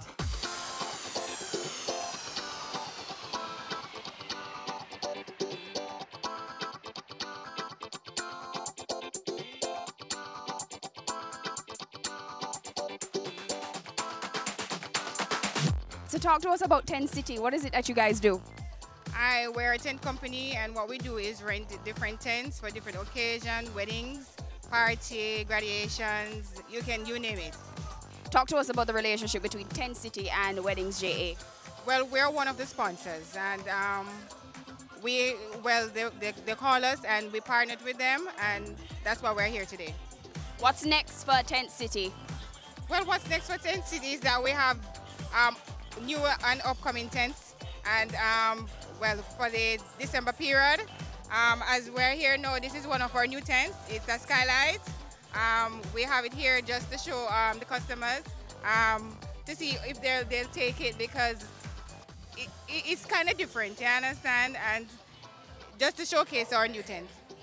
I think when people think of tents, they think of one type of tent. Can you give us some examples of the different types of tents that Tent City offers? Well, our tents are white, really, and mostly high peak, and we have different sizes. The sizes vary from 10 by 10, and we can go as far as 40 by 100. Ladies and gentlemen, welcome fashion from Lust Yash Design DJ. Let's go.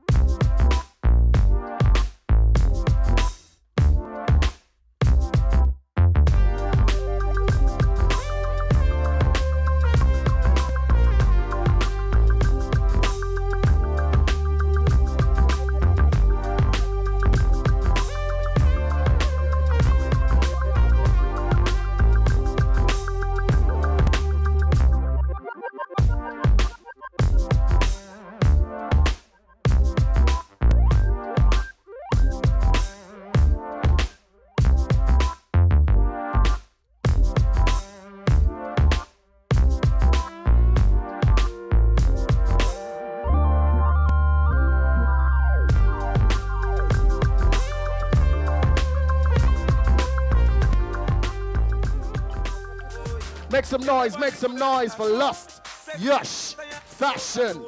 So where can we find you? Take it down.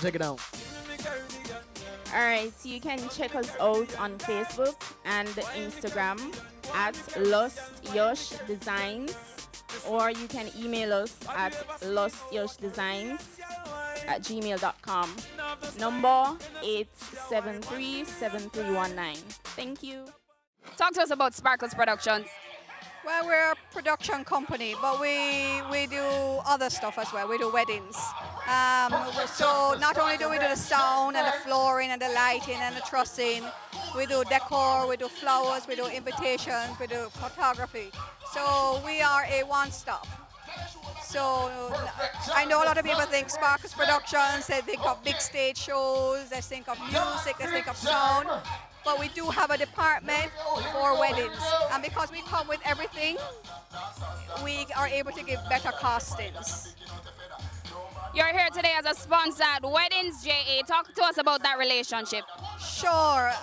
Well, Ranisha called me and said, check out our new site, and I did, and I liked it. I like the idea of everybody in the wedding industry coming together. And so when she called me and said she's doing a launch, I said, yes, count me in. I'll be there. I like it. I like the networking. And I like to see what everybody else is doing. All right, so talk to us about your business, 81 Sound Entertainment. All right, my business. Originally, I'm an event promoter. I've been so for probably like the better part of 20 years. Made the decision about 3 years ago to branch out into service provision. Here am I, 81 Sound Entertainment. So I've used all the experience that I've garnered in my almost 2 decades and turned it into service provision and, and to provide quality service. So that's basically it. Talk to us about the relationship between Weddings JA and 81 Sound. All right, Weddings JA now. When they originally started their promotion, I liked the idea of having a wedding directory. And I like the concept of launching that directory and their service in the form of a wedding show.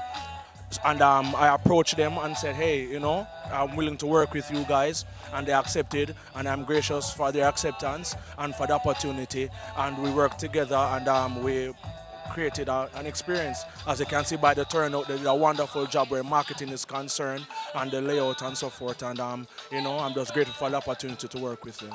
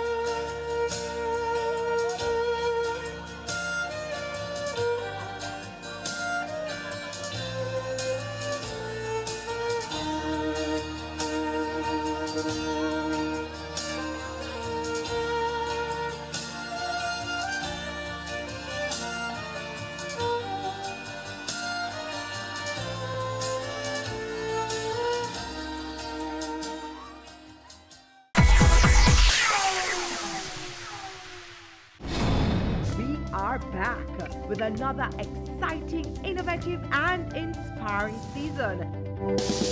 It takes a lot of stick-to-itiveness, being consistent and persistent in whatever you're doing. That's the bottom line. Business exists to add value to people's lives. And if we're not doing that, might as well lock down the store and just call it a day. It's a season 3 of Creating Wealth, Mondays at 8 p.m. on Business Access TV. It's season 12, and Wealth Magazine Business Access is here to keep you business savvy. With an impressive mix of some of Jamaica's most inspiring business moguls, we continue to keep Jamaica informed, empowered, and ready to dominate. Tune in Sundays at 5 p.m. only on BATV. You're watching Business Access. Business Access. Business Access. Business Access TV. Serious about business.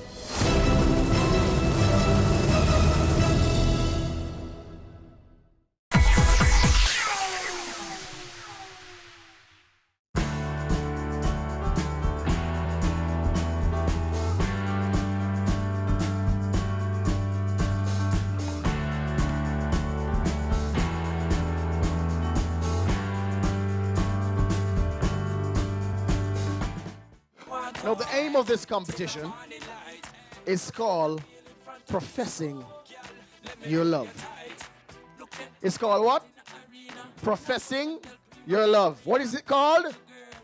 Professing Your Love. It's pretty simple. The couple that professes their love the best through KISS wins. All right, so you're gonna all start after 3. So face your partner. All right. Take on a hand out on a pocket.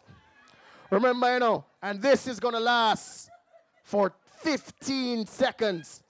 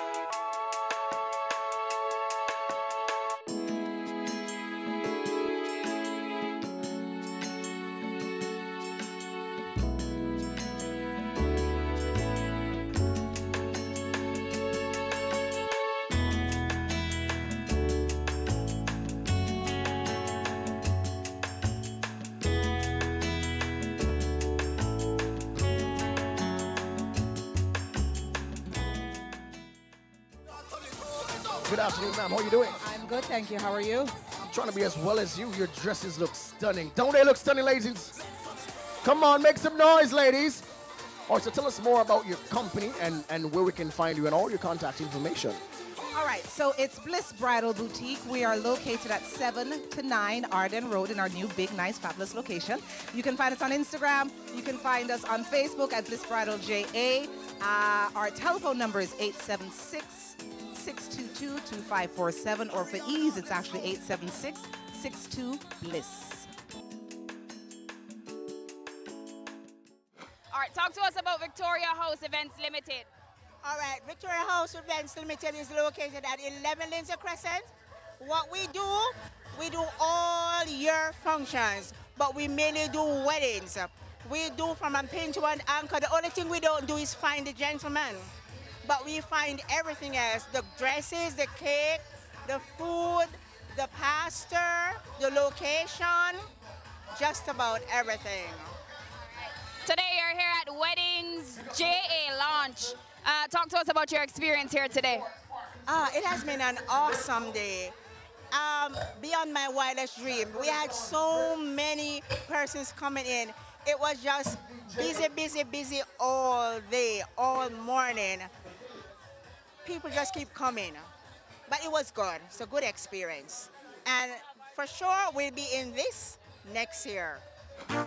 WeddingsJA.com is Jamaica's premier online wedding directory, offering an impressive list of over 1,000 Jamaica-based wedding vendors.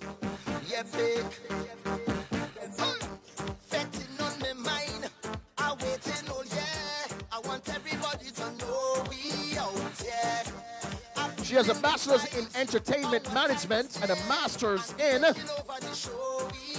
marketing. Ladies and gentlemen, I present to you the founder, the CEO, the woman herself, Renisha James. Make some noise. She's the reason why we're here today. And to have the symbolic launching of the website, we're going to be having the cutting of the ribbon. Are you ready? So we're going to count down from 5. And you're going to count with me. Ready? 5. Shout it. 5.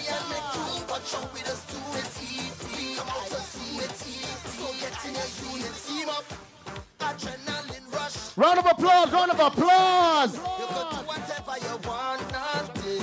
All right, Renisha. Tell us more about the vision behind WeddingsJA.com. Well, you know, people are always getting married, and any bride-to-be will tell you that planning a wedding is no easy feat. So, this website was created to make it absolutely easy for the bride to find everything that she could ever need. I mean, we have honeymoon, makeup artists, venues, photographers, decorators, rings, dresses, DJs, MCs, you name it, everything is on WeddingsJA.com. So ladies and grooms to be, you can, in the comfort of your bedroom or your living room, just go online and find everything that you're looking for with one click. Isn't that amazing? It's the launch of WeddingsJA.com. Congrats, how are you feeling? I'm feeling so good. How did the idea come about? Well, I saw that there was a need for brides-to-be to find everything that they really needed to plan their wedding successfully with ease. And so I thought that this would be a really, really good thing to introduce to the market to fill that gap. The day's almost over. What's the feedback been like so far? It's been amazing. People are like, is this going to be an annual event? This is so awesome. I really had fun. Like, it's been so much positive feedback, so I'm really happy. Now that your website has launched, what's the next step? The next step is for wedding businesses all across Jamaica to get listed so that the brides-to-be and the grooms-to-be can find them easily, because that's what WeddingsJA is all about. In addition to brides signing up on the website, we have discounts from our vendors that brides can also get when they sign up. And it's really just to let everyone know that we are open for business. Log on to the website, brides, find everything that you need, vendors, get listed.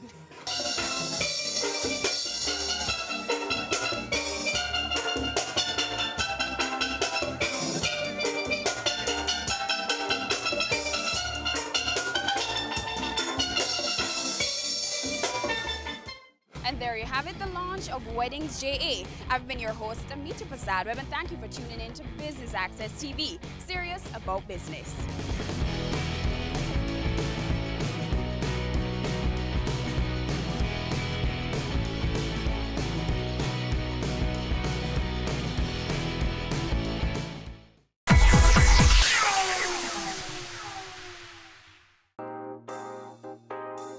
There's only one recommendation for funding that is ever going to come from me, and that is funding from a bank. This is the cost to build, and it includes every nail and screw for the building. Our motto is building communities, building a nation. Get in the know with the world of real estate with Business Access TV's Home Sweet Home, Sundays at 4:30 p.m.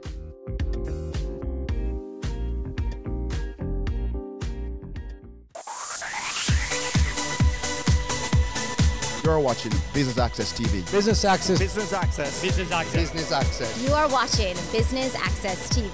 Business Access TV. Serious. Serious about business. Serious about business.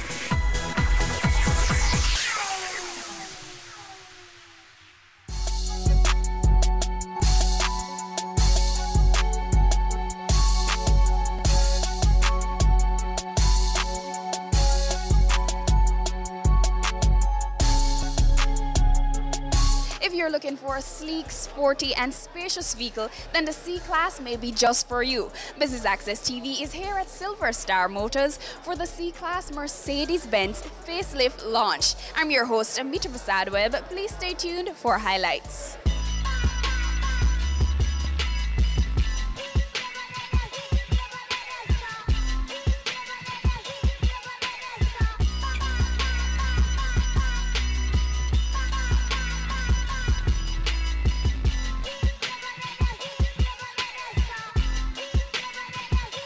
Welcome to the launch of the new C-Class. The new look C-Class is the biggest model update in the car's history, with 6,500 updates and new additions. We are going to show you 3 different models, and I hope you enjoy it. Welcome. So, the Mercedes-Benz, best or nothing. And in order for us to keep that true, the brand has to keep improving. So, we're in the 5th generation of the C-Class. It's the most successful model for Mercedes-Benz. And the C-Class has been comprehensively optimized and resharpened and combines emotionality with intelligence. What do I mean about that? One of the features that we're going to tell you about today is that the vehicle has air balance. We offer this as an option. You can choose a fragrance that makes you feel comfortable in your car, whether you want to have a soft mood or you want to be energized. The design of the exterior and interior benefits are stylish. The vehicle's new appearance is defined in particular by its modified front end and design of the headlamps and taillights. High-quality sculpted details underline the sophisticated look and feel. LED high-performance headlamps and the multi-beam LED headlamps with ultra-range high beam are available. The interior is sporty and has a premium look and feel. New interior colors and trim elements have been introduced. So today we'll actually be launching and showing you one of the new colors. I won't spoil the surprise yet. The C-Class also adopts the control and display concept from the current S-Class and comes with the option of a fully digital instrument display and 3 individually selected display styles. The C-Class has touch-sensitive controls in the steering wheel, which makes control of the functions easier. And they do this by a touchpad. Now we have everybody on board today, so I want you to challenge Thomas, Cara, Homer, Jason, the entire team, to telling you all about the features. So without further ado, let's get the show on the road. Mercedes-Benz, the best or nothing.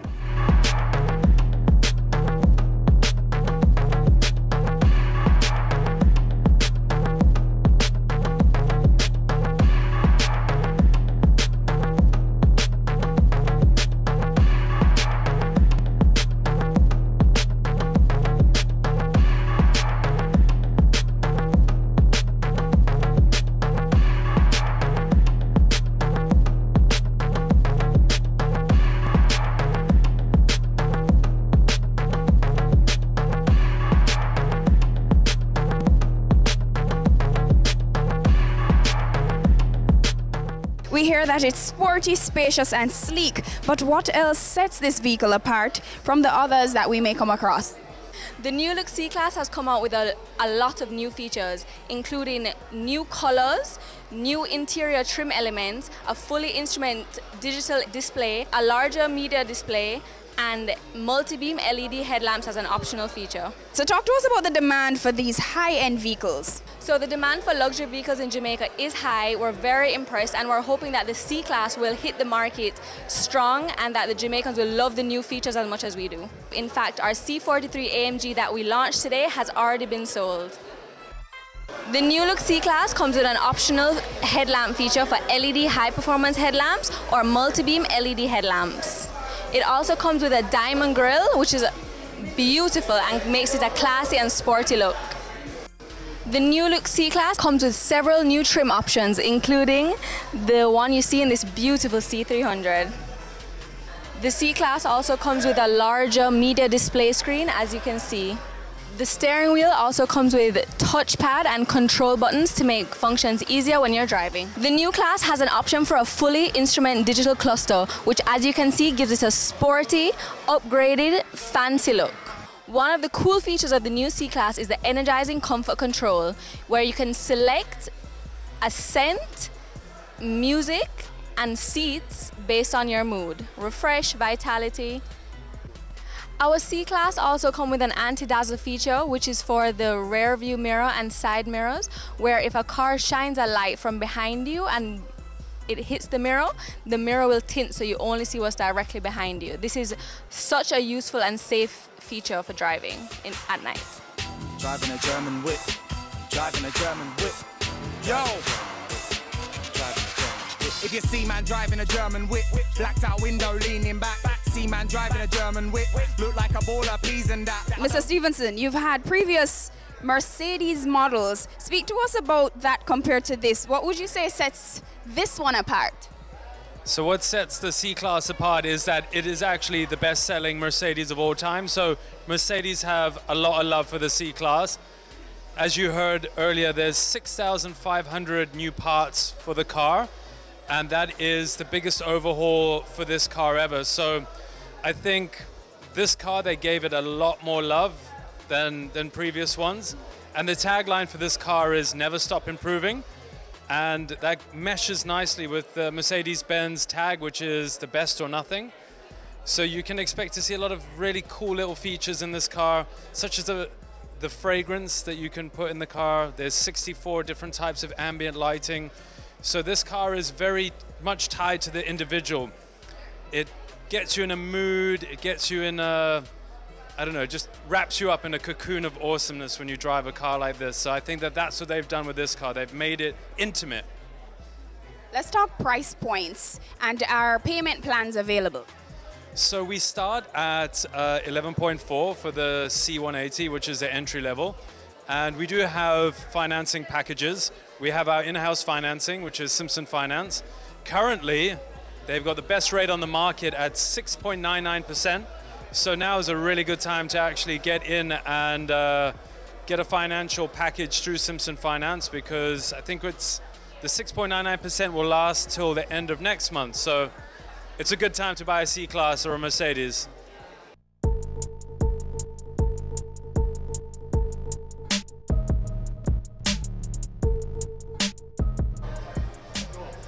All right, so you've just had your C-Class Benz facelift launch. What's next for Stewart's Automotive Group?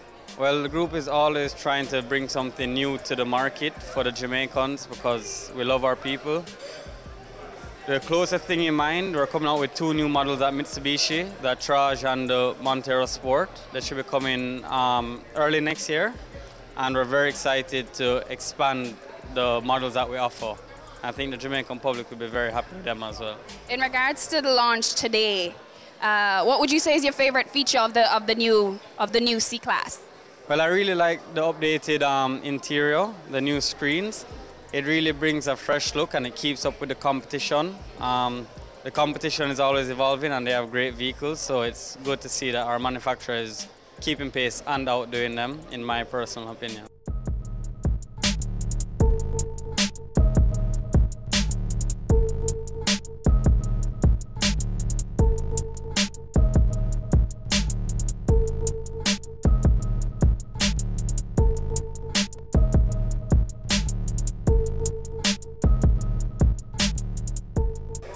That's it from us here. Until next time, I've been your host, Amita Prasad Webb, and thank you for tuning in to Business Access TV, serious about business.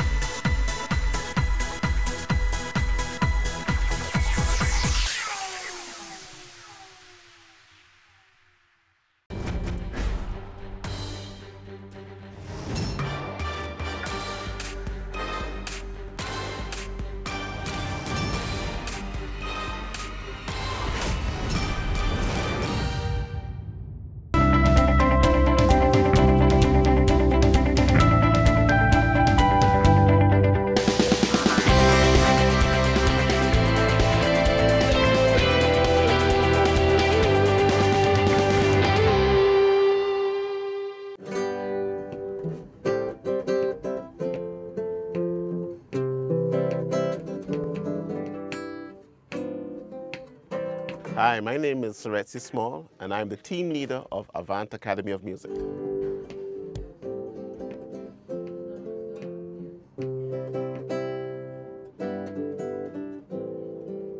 I've always wanted to have a music school. I had this idea when I was about 11 years old about a performing arts school in the hills where people can just come and do anything. It's more of a fantasy, a dream, because my mom is a theater person and my dad's a lecturer, and I grew up in the 70s in that massive time of, you know, cultural work and drumming and poetry and, you know, Rex Netterford, NDTC, and we were going to change the world. In 2013, a friend of mine said, "No, I like you, Saretsi. I like your ideas. I like how you talk. I like how you think." And he said he would support me with an idea. So I said to him, let's start a school. Let's build a college one day. But let's start small. 4 instruments, piano, guitar, voice, and drums, which is what I understand. And let's take it from there. And let's build a school that has 2 pillars. One is situation analysis, understanding people's needs and meeting them, and global standards. We're going to make something that's of international quality. And he said, yes, let's do it. He started in Cannonball Cafe, really, because I would sit there and my 2 assistants, and we'd go on the internet, Facebook and so on, and just get the word out.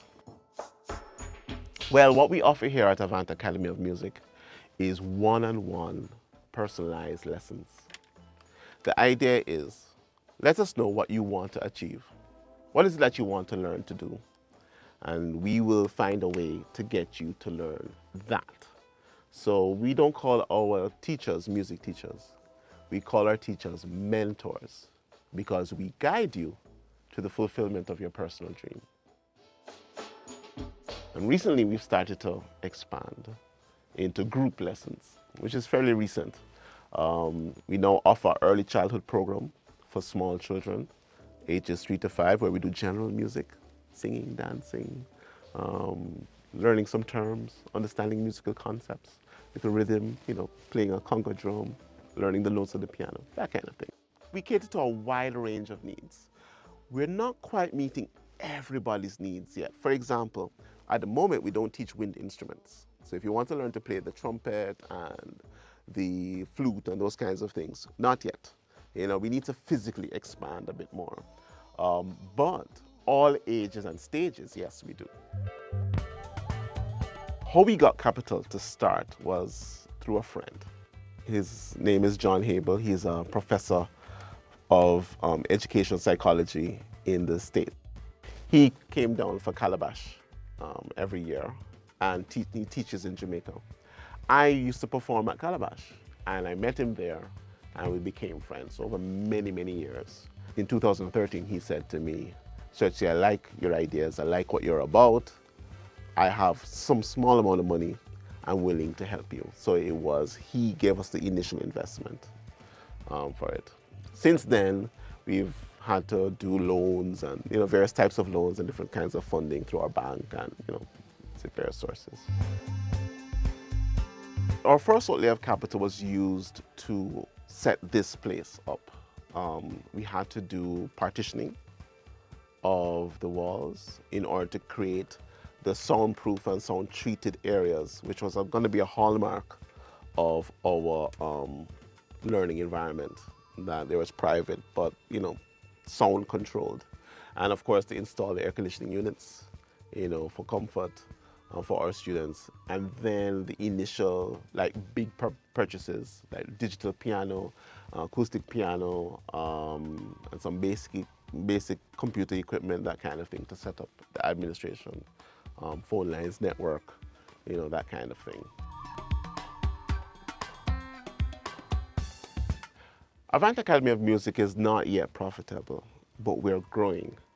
And at this moment, we're at 110 students, which for us is quite an achievement. And our goal is to get to 240 students. So somewhere around about 180 students, we're going to start seeing some profit. And we're also innovating the group programs that will give us an offering with a higher profit margin, which is also something that we're managing as we start to expand. So profitability is around the corner.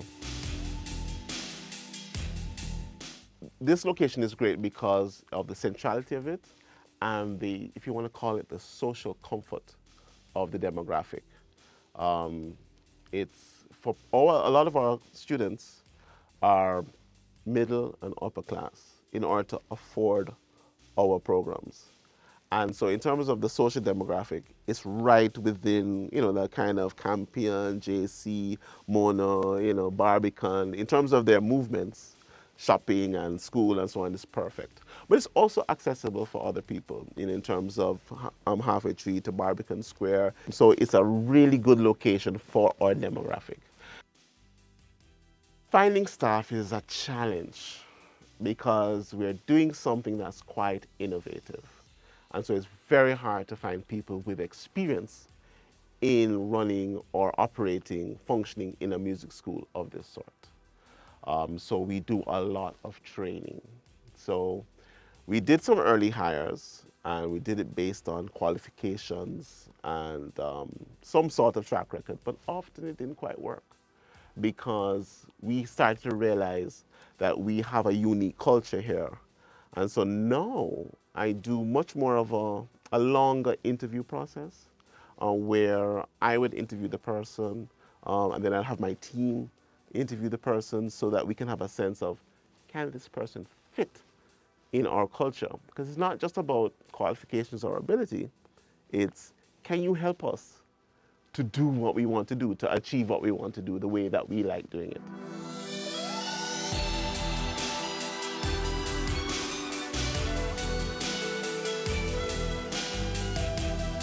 Our culture here at Avant Academy is very collaborative. We're small, and so we like to keep it nimble. We don't want to try and pretend to be a big school, you know, with a lot of bureaucracy. It's a lot of one-on-one, it's a lot of WhatsApping, it's a lot of problem solving in teams. It's a little nerdy in terms of we like to talk about philosophy and ideas, and you know, we are that kind of, because of that kind of team, because we're dealing with issues of music and culture. We have people who are religious who come to learn church music. We have people who are pop, and that's all. So that kind of ability to be flexible of mind is important. We open round about 9 o'clock, and my admin staff would come in. It's not a large admin staff, it's about 3 of us. And they start making calls and start receiving calls, checking on people who have indicated that they wanted lessons, arranging visits and tours, and then also making appointments with me to explain a concept or to guide a prospective client. Then my teachers start coming in and they are doing one-on-one class. Not a lot of classes in the morning. We would get a few retirees, sometimes some professional musicians, some dancehall artists, or some aspiring artists who are recording, and you know, so they would come in early in the morning, or self-employed persons. And then in around about 2:30, then the high school kids start coming in. Being an entrepreneur is really interesting for me because as a musician, I've always been kind of freelance and also project-based. You're moving from project to project all the time. But I must say that of all the things I've ever done, this school is the first time I feel like I am not only being an entrepreneur in terms of the business modeling and being more strategic, and actually focusing on business processes and what the needs of my customers are. But I am now starting to have that sense of separation from myself and the business, where I can actually start to see the business on its own, functioning without me, which is really interesting.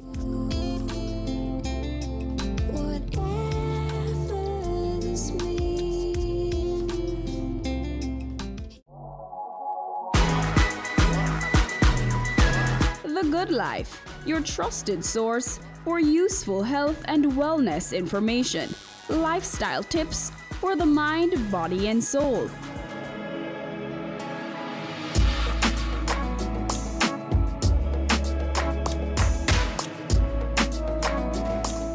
in Tuesdays at 8:30 p.m. on Business Access TV.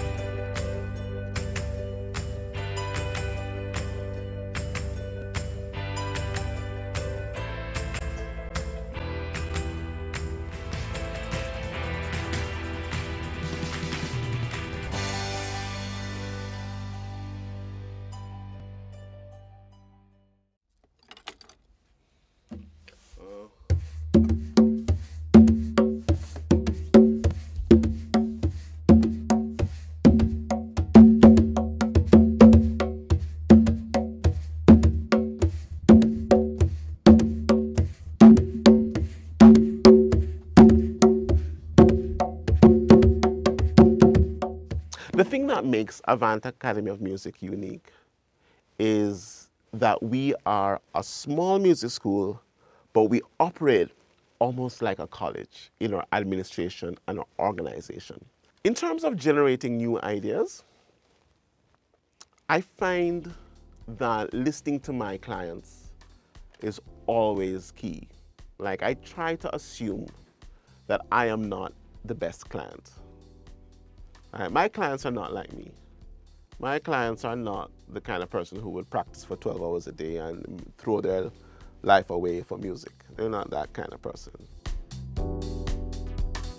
We need to be very aware of what our clients' needs are. So I spend time talking to my parents, to my customers, and asking them what's important to them. And then out of that comes the ideas for meeting the needs.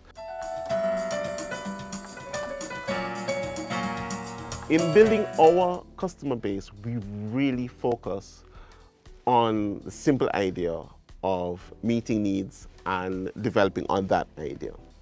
Coming straight from the marketing, right? When you design a product offering and you have in your mind your target customer, which is also important. We have a document where we have profiled our target customer, and I keep reminding my team of who that customer is. You have to learn in your audition process to always be seeking the right customer, right? And to maintain the relationship with your customer through good processes, good customer service, effective programs. And if you're wrong, say you're wrong quickly and make recompense as fast as you can.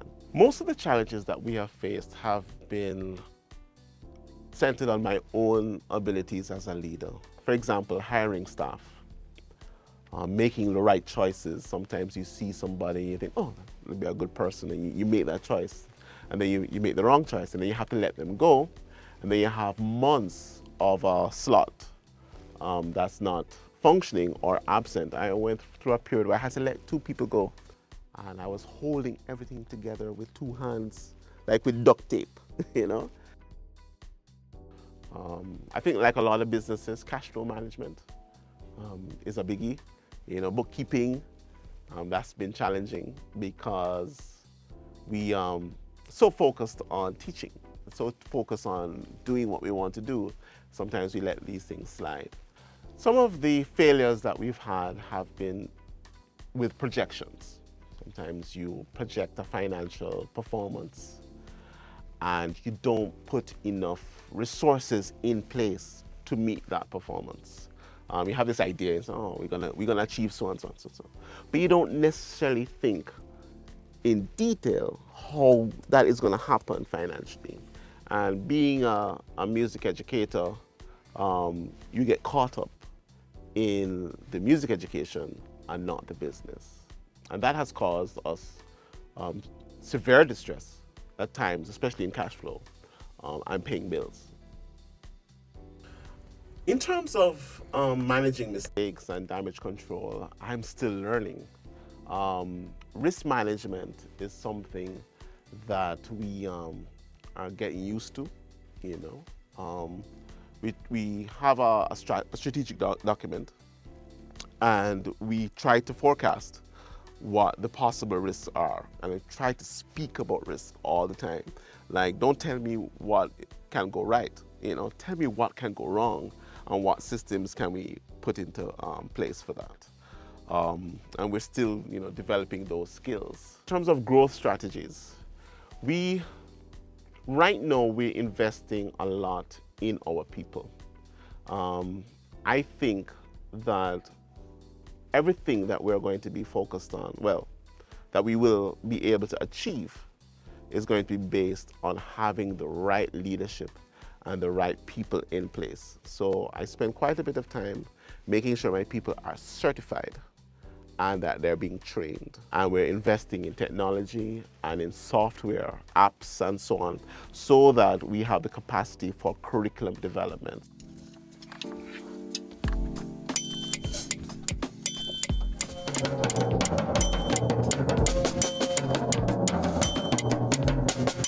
In terms of marketing the school, we use a lot of social media.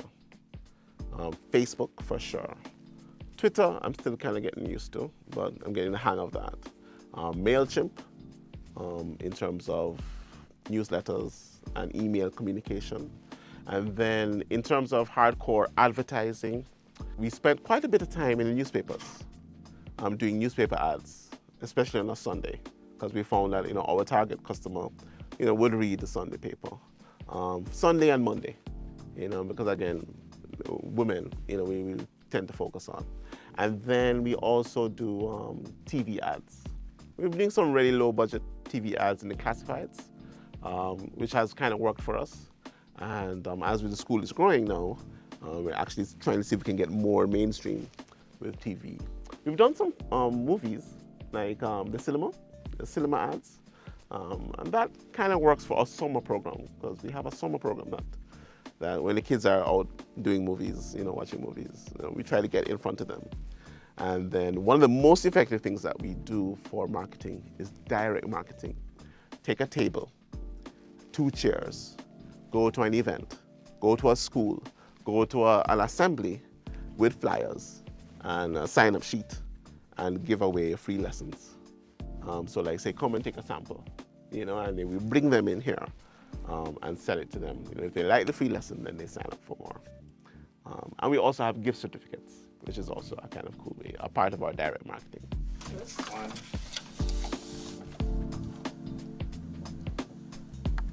To succeed, I'm willing to do, well, some would say whatever it takes. I'm willing to do whatever it takes as long as it doesn't harm my people. Because I believe that Avant lives in our staff and our customers. Yeah, so I'm not willing to sacrifice them on the block of progress. However, I'm willing to do, you know, anything from looking at the ownership structure, divesting that. If I have a partner who's going to come in and give us real value, then I'll be willing to negotiate, you know, with the ownership of it for sure. Because as long as I can trust that they will maintain the culture and keep to the vision, and they bring real value, I'll be willing to do that. I'm willing to put in as many hours, and I've already sacrificed. My family has sacrificed a lot already, and so it's kind of hard to turn back now, you know, after so much sacrifice.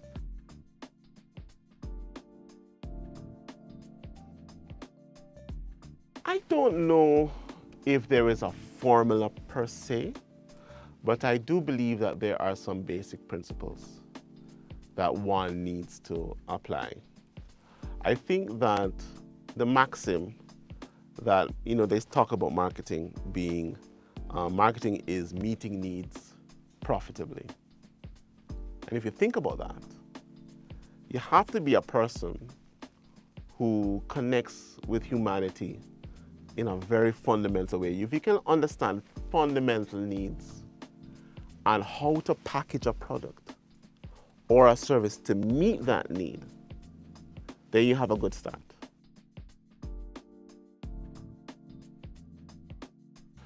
I define success as achieving your personal potential, which means that success is not really possible if you don't know yourself.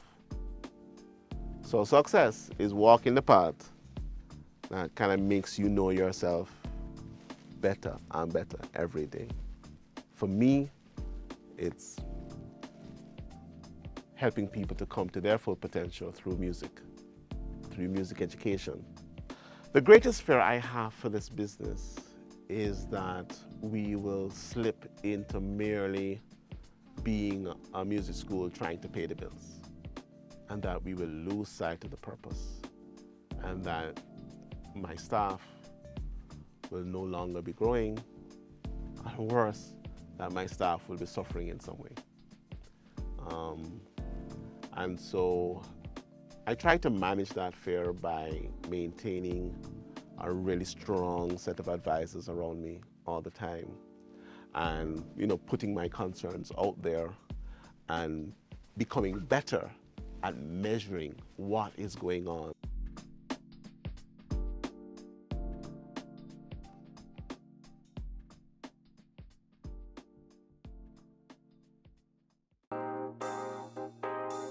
There's only one recommendation for funding that is ever going to come from me, and that is funding from a bank. This is the cost to build, and it includes every nail and screw for the building. Our motto is building communities, building a nation. Get in the know with the world of real estate with Business Access TV's Home Sweet Home, Sundays at 4:30 p.m.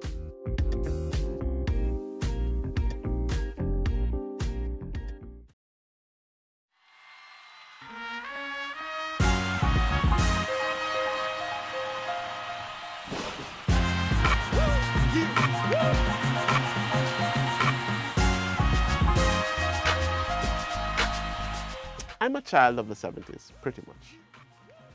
And so my value system was based on notions of Afrocentricity and the value of our people, and that we were, like Martin Luther King, kind of Malcolm X kind of background. And so I got convinced really early that our people needed to be lifted up. Now that has kind of been transformed into a concept of I need to leave the place better than I found it. When I die, I want people to say, him coming here left the place better. People are better. And that's what I want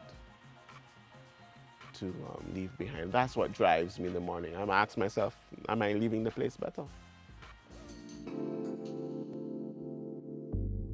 I've had so many persons affect me in significant ways.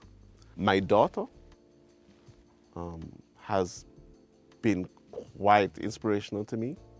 From she was 5, she built out of a shoebox a building for the business that we were building. And she said, Daddy, this is what it's gonna look like. And that was her concept of what we were trying to achieve with music education and music. She, of course, the little girl, she had me in a big office at the top, and we had studios and whatever else. So she inspires me. She lives in the States, and she's very entrepreneurial, and she is a hustler, and there is that. Who else? I'm inspired by, in terms of thinkers, people like Mahatma Gandhi, Martin Luther King, the way he organized those marches, and he got funding for it, and he prepared it like a general in wartime, made change. Steve Jobs with Apple, persons who have come up with really disruptive technologies. I find them inspiring. My favorite aspect of being an entrepreneur is really meeting the needs. It's really thinking that I can see a need and find a solution for it.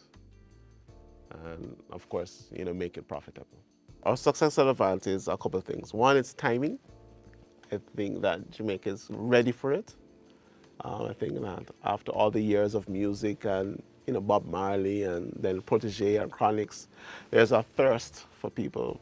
They feel like now is the time for a certain kind of modern approach to music education. So when we came and said we're doing this thing differently, people are ready for it.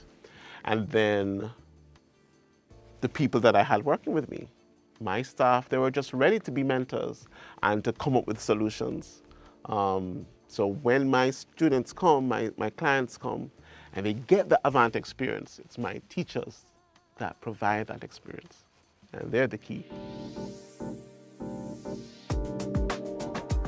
Well, I don't have a lot of hobbies, but I enjoy movies, going to the cinema, watch Netflix.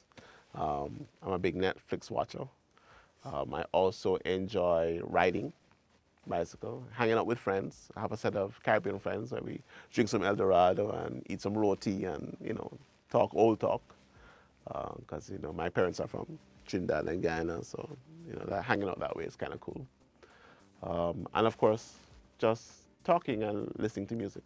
When I see my people grow, there's nothing that excites me more.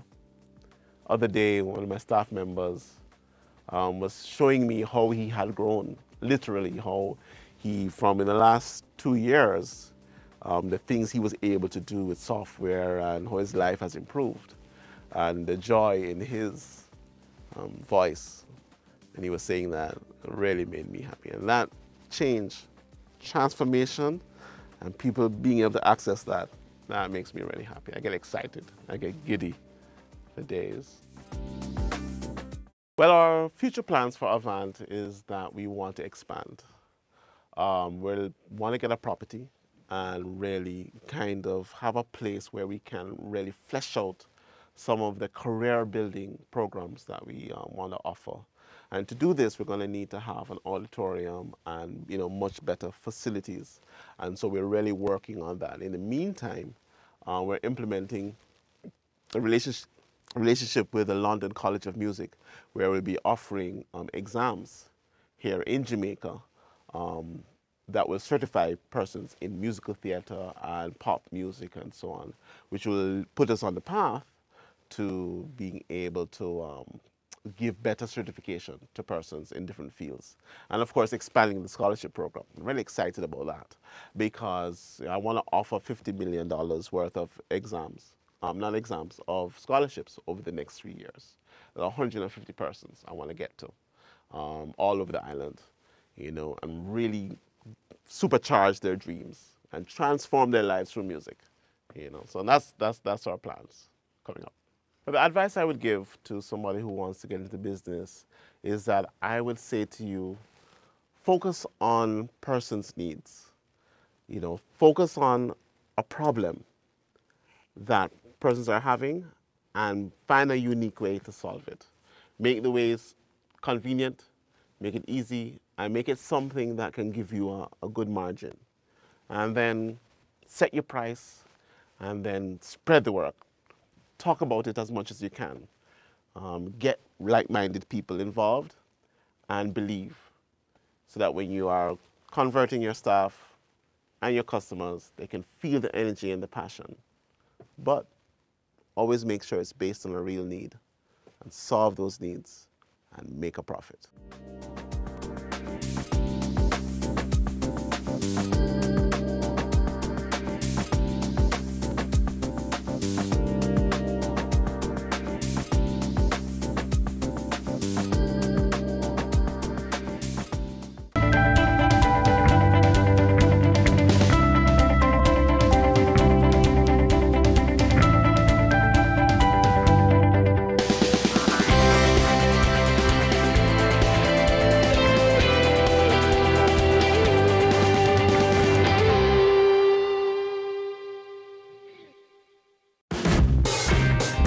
I'm Butch Hendrickson.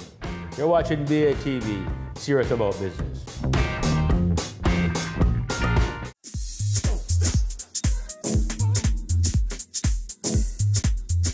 The visual arts are art forms such as drawing, painting, sculpture, and more.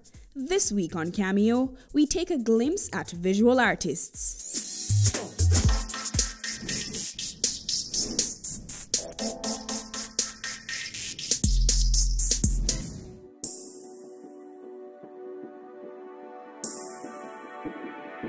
I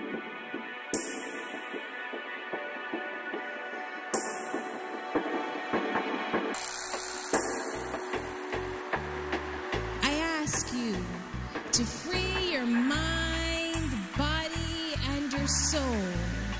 Fresh off her art exhibition Liberated, new artist Carrie Miller opens up about her new journey.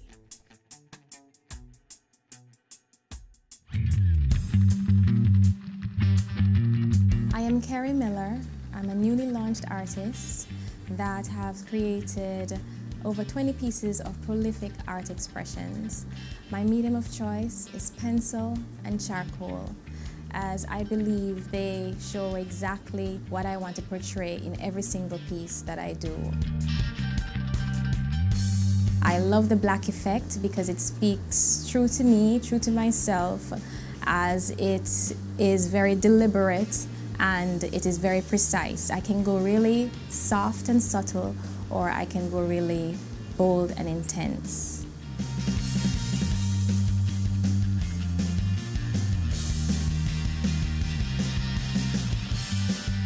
First, I should tell you that I have been drawing all my life, from I was born. And when I started my career as an executive assistant, I abandoned my art for a while, actually for about almost 10 years now. I was recently inspired and my whole passion for art got reignited. And so over about 3 or 4 months, everything that was suppressed for a while just poured out of me. All of these pieces that you're looking at are from experiences. They're from deep down in my heart. They mean everything to me. They're not just drawings, but they're prolific expressions. I can tell you that, for example, I Want You. I Want You means a lot to me. Very sensual, it's very sexy. It shows the body of a man and a woman, and the human form is one of my favorite images to draw because it just shows exactly how the body can appeal to the eye, basically.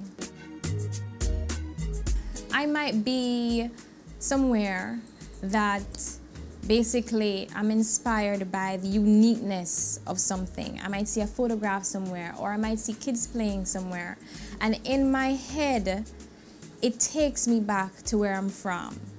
And then for me to really put it on paper is really for me to take what I've just seen and combine it with my experiences to create an expression of myself. I think black and white is so beautiful, black being my favorite color.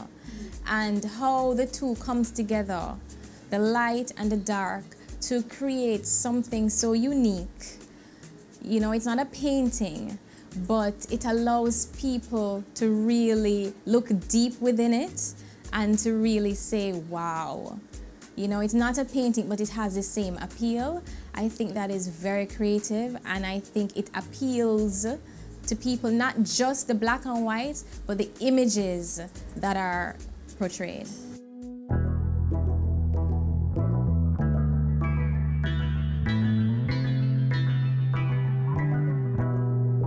It's a challenge to price art, first and foremost.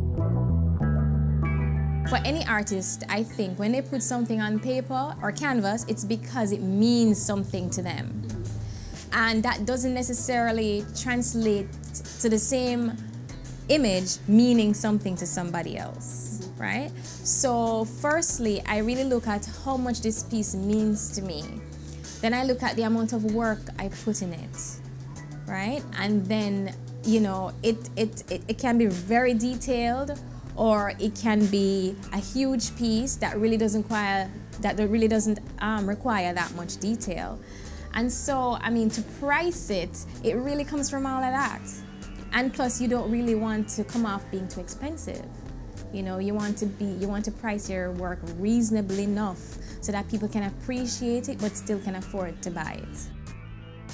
The first challenge so far is being a new person on the scene, a new artist on the scene, it's really getting people to pay attention, really getting people to spend the time to come to your shows, to be inspired by the work that you put out. That is the very, very first challenge. Second challenge I've had is really getting the art supplies. It is challenging getting it here locally, and so all of my charcoal and all the pieces that I use, really, I have to source them overseas.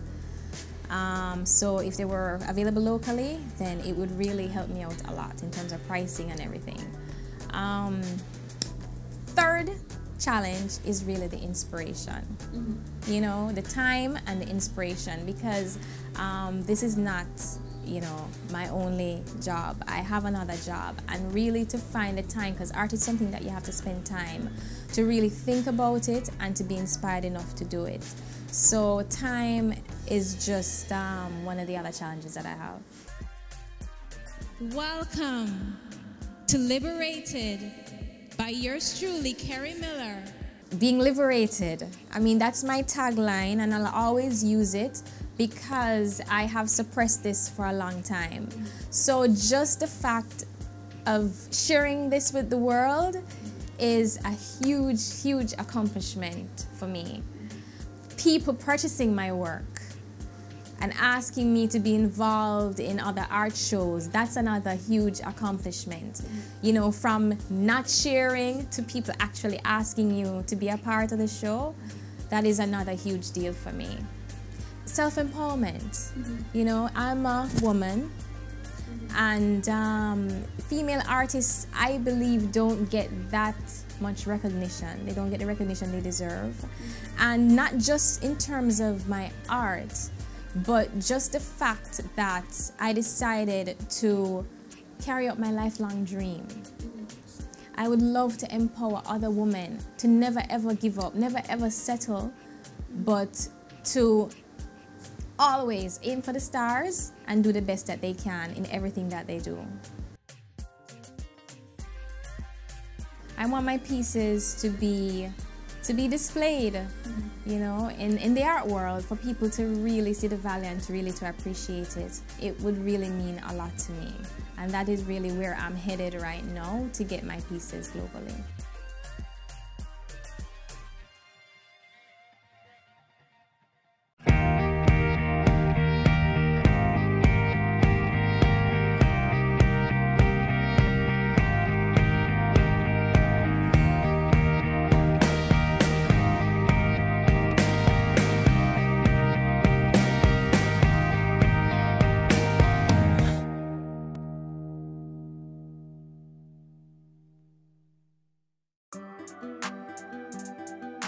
We are serious about the business of real estate, so catch Home Sweet Home Sundays at 4:30 p.m. or if you missed it, check our website at batvja.com. Caring Hands Season 3 continues to effect change in a changing environment. Many of us were raised by grandmothers, right? So, I mean, we know the wisdom that these people have. Going beyond business. The little leaders of today are our leaders of tomorrow. And with the proper education, we'll have very good leadership coming from that. That's Season 3 of Caring Hands, creating change and shaping lives, every Sunday at 5:30 p.m. on Business Access TV.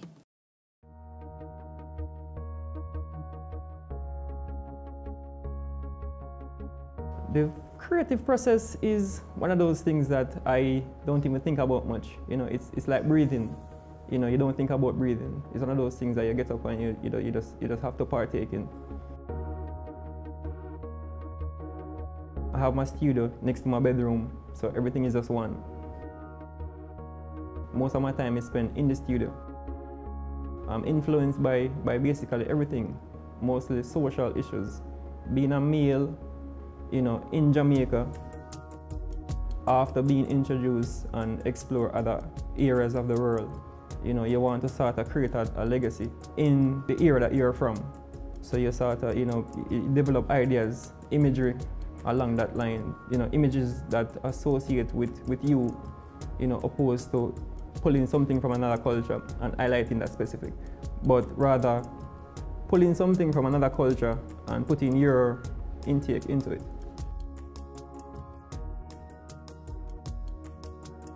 Edna Manley graduate Kimani Beckford talks to us about his creative process and challenges.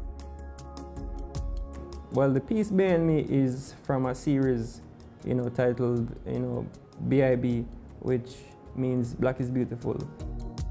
In that time period, I was working on a series of portraits where I was looking at, the idea of, my peers, somebody that I see myself in. All these images are a person that I know personally, whether it's a family member or a close friend, and I see them as self-portrait. I can relate to them, being considered as a black person, and being considered as a black person, and then going through institutions and meeting persons, where, there's stigma about anything black is not good. So being a person who is associated with black and identify as black, then I'm questioning, why isn't black beautiful? Why isn't black good? Then that means I'm not good. Looking into other cultures where there are iconic images, and then I don't see myself in those iconic posture, iconic places. Then as an artist, being able to make my voice, being introduced to the art history, I want to sort of create and leave a legacy by putting these black images and black in a literal sense.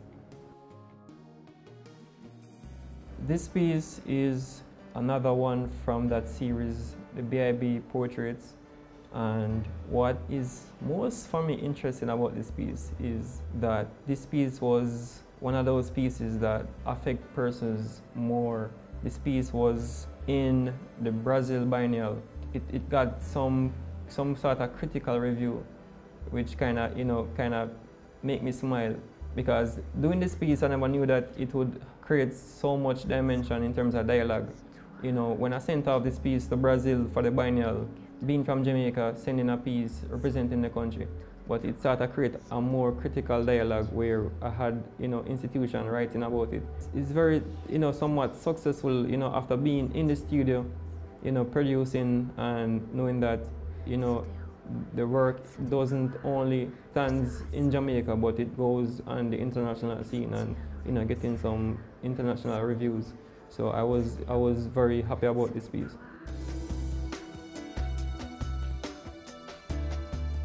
Persons ask me every day, what do you do? And I say, basically my life surrounds art. I breathe, I eat arts. As I said before, my studio is next to my bedroom. It's not only what you do in the studio, but what you do outside the studio. It's a way how you present yourself. And there's this cliche way of art is supposed to be raggedy. Wear dirty clothes, wear tear up clothes, but it's a way of seeing things differently. I might pass a building and I don't just see it as a building.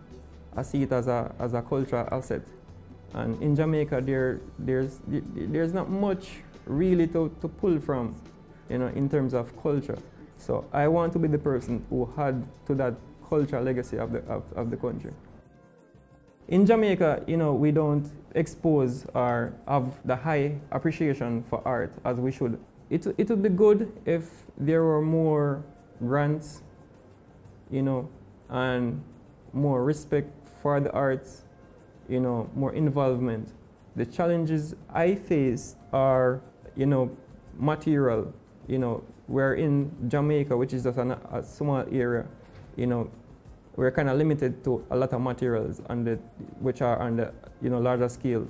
There are some stuff that I would want to ship in the country to engage my practice more, but it's kind of limited. So those are some of the challenges. Financial challenges, which kind of surrounds most principles and career. Material, gallery spaces, because most of artists nowadays, they're producing, but there isn't enough space to display the creative, the end product.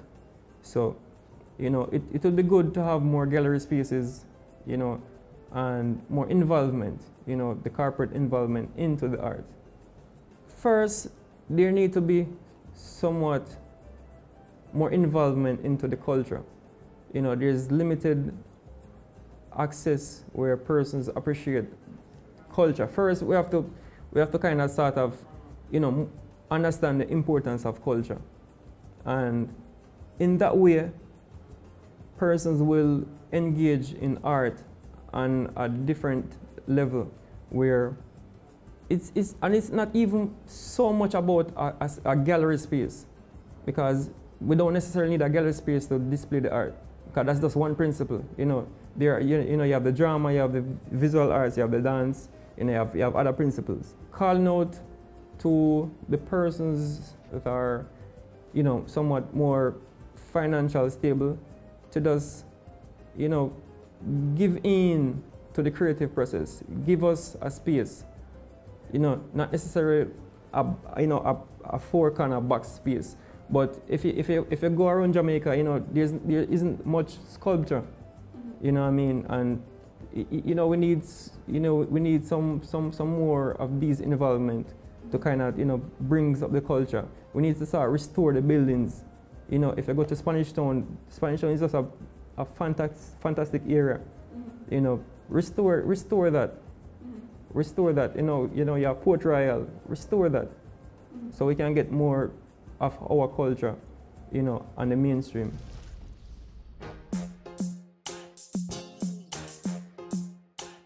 I don't focus much on the financial side in terms of the outcome of the art. I am more into the creative process. So this is where I leave, you know, most of the business aspect to, like, the galleries and stuff. But to answer the question directly, you know, it is a lucrative business, you know, and it's not as much as how it should be, but it is, and it's a very tricky question, you know what I mean, because, you know, art has always been seen as, you don't make money off art. You know, you go to art school, you comes out, most persons divert into different aspects, different careers, and then, you know, there's just like 1 out of 5 persons who is really involved in practicing art. But yes, art is a lucrative, you know, you can make money off art.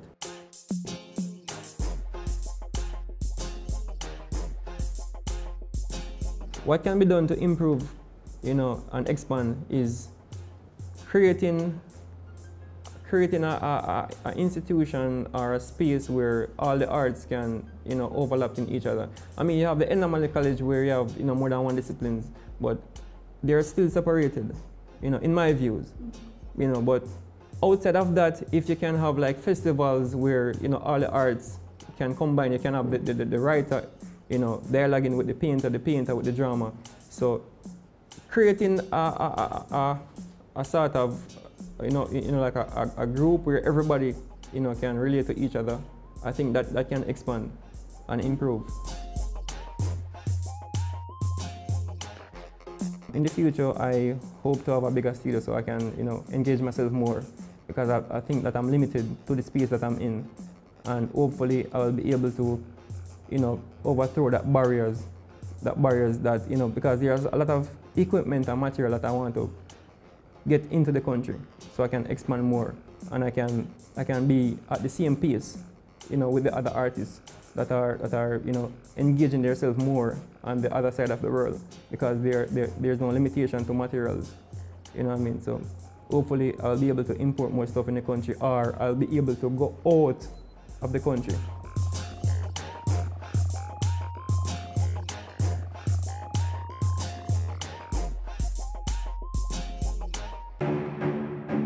Go for God Family Church. Today's message is for those of you who thought that Jesus was finished. Inspiring messages. I'm here to tell you today that you are excellent. God is excellent. Empowerment from biblical motivation. To be glorified means to endow with authority. A woman is a powerful, creative being. Join Pastor Christopher Morgan and the Go for God team as we go for God. There's only one recommendation for funding that is ever going to come from me, and that is funding from a bank.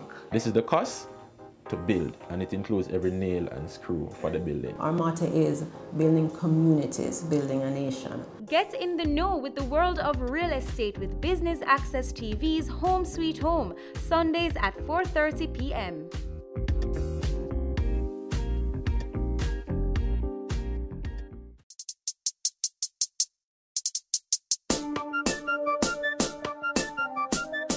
The style of art that I create is a mix of realism, and it becomes sometimes abstracted as well. So most of the works I do are paintings. I work mainly in the medium of oils. So I work a lot with oils on canvas. I also do drawings in charcoal and paper. And my most recent works, I am exploring sculptures using mixed media materials to create these pieces.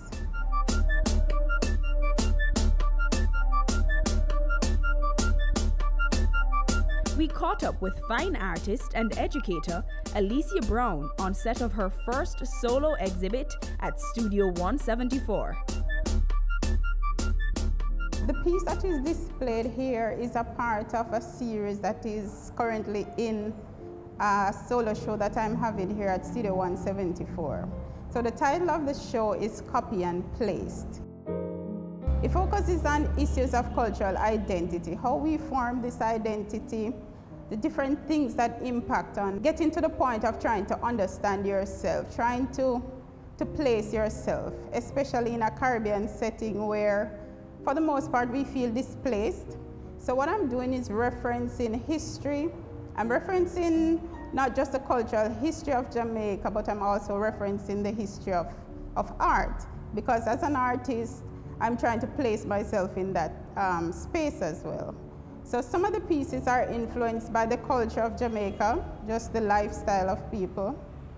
I'm talking about different social issues having to do with our sense of belonging in terms of class structure. So the piece that's behind me is referencing John Kuno, and just thinking about the whole idea of how or what John Kuno was about at the time, and then kind of incorporating it into a modern space now. So I'm taking, for instance, the setting of women who are getting their hair done on the streets of Kingston, and kind of juxtaposing it with the history of John Kuno and what it is that was involved in the idea of John Kuno, where, you know, when the enslaved Africans got some free time during the Christmas season, they would dress like their owners, their slave owners at the time. So it's about mimicking, it's about imitating and taking different things from different cultures and trying to juxtapose and incorporate it into the culture of Jamaica now. How do we see ourselves again? You know, this whole idea of taking on a different facade and changing how we look, and using things that we can all relate to. For instance, hair. Hair is a very political thing. It can mean different things for different reasons and for different cultures. So in these pieces, or in some of the pieces where I'm using the hair to critique society. Again, to talk about the division in terms of class, how we change ourselves just to feel like we belong in a particular space. I was trying to make a connection to that European space and trying to link it to the stories that we have been told about our history, our background, the influence of Europe on the culture of Jamaica, how it aids in forming our identity as well, and trying to figure out where I belong in that conversation. So I use persons from Caucasian background, Chinese background, just to add to the conversation. Process of creating any one of these pieces, they tend to start in different ways. But for the most part, what I will do, if I get an idea, then I make a sketch of it. Now, the sketch can be very small, it can be a large sketch. Just trying to map out, you know, the composition, different technical aspects of the drawing. So before I paint, normally I draw first. And then this drawing is transferred on the canvas, or sometimes I draw directly on the canvas, right? So you have techniques that we call direct or indirect. That's one way of beginning the pieces. Sometimes I just go straight ahead and just create a piece. So sometimes I'm working intuitively. Sometimes I sit down and I try to map out everything before I start. If I'm really excited about an idea, then of course I'm going to complete it faster. Again, it depends on the technicality of the painting. So the piece behind me, it has a lot of figures in there. I'm thinking about the proportion of each figure. I'm thinking about the composition. I'm thinking about a lot of things when I'm working on a piece like this. So of course it tends to take more time. So I started this piece in 2014 and I completed it in 2016 with some break in between, of course. Again, I could start a piece today and then complete it by the end of the week. Getting the resources to create the pieces, you're talking about transporting the pieces, exposure as well, right? So I'm very grateful for this medium. There are other challenges that will come about, but they are not as, should I say, they're not as important.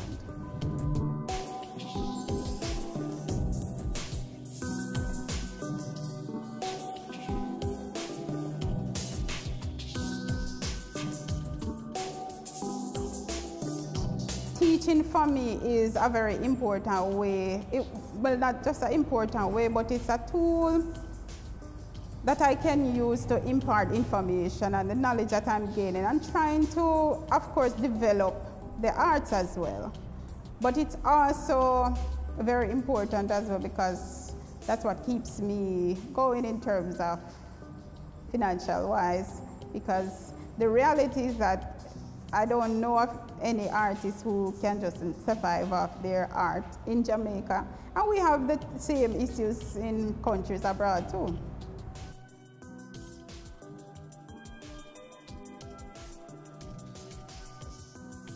And I just want to make more art. I want to get some exposure in some museums, some art museums. Just continue what it is that I'm doing here and growing and being able to share it. And that's it this week for Cameo. Even in the midst of our challenges, our creative industries continue to shine. I've been your host, Amita Pasad Webb.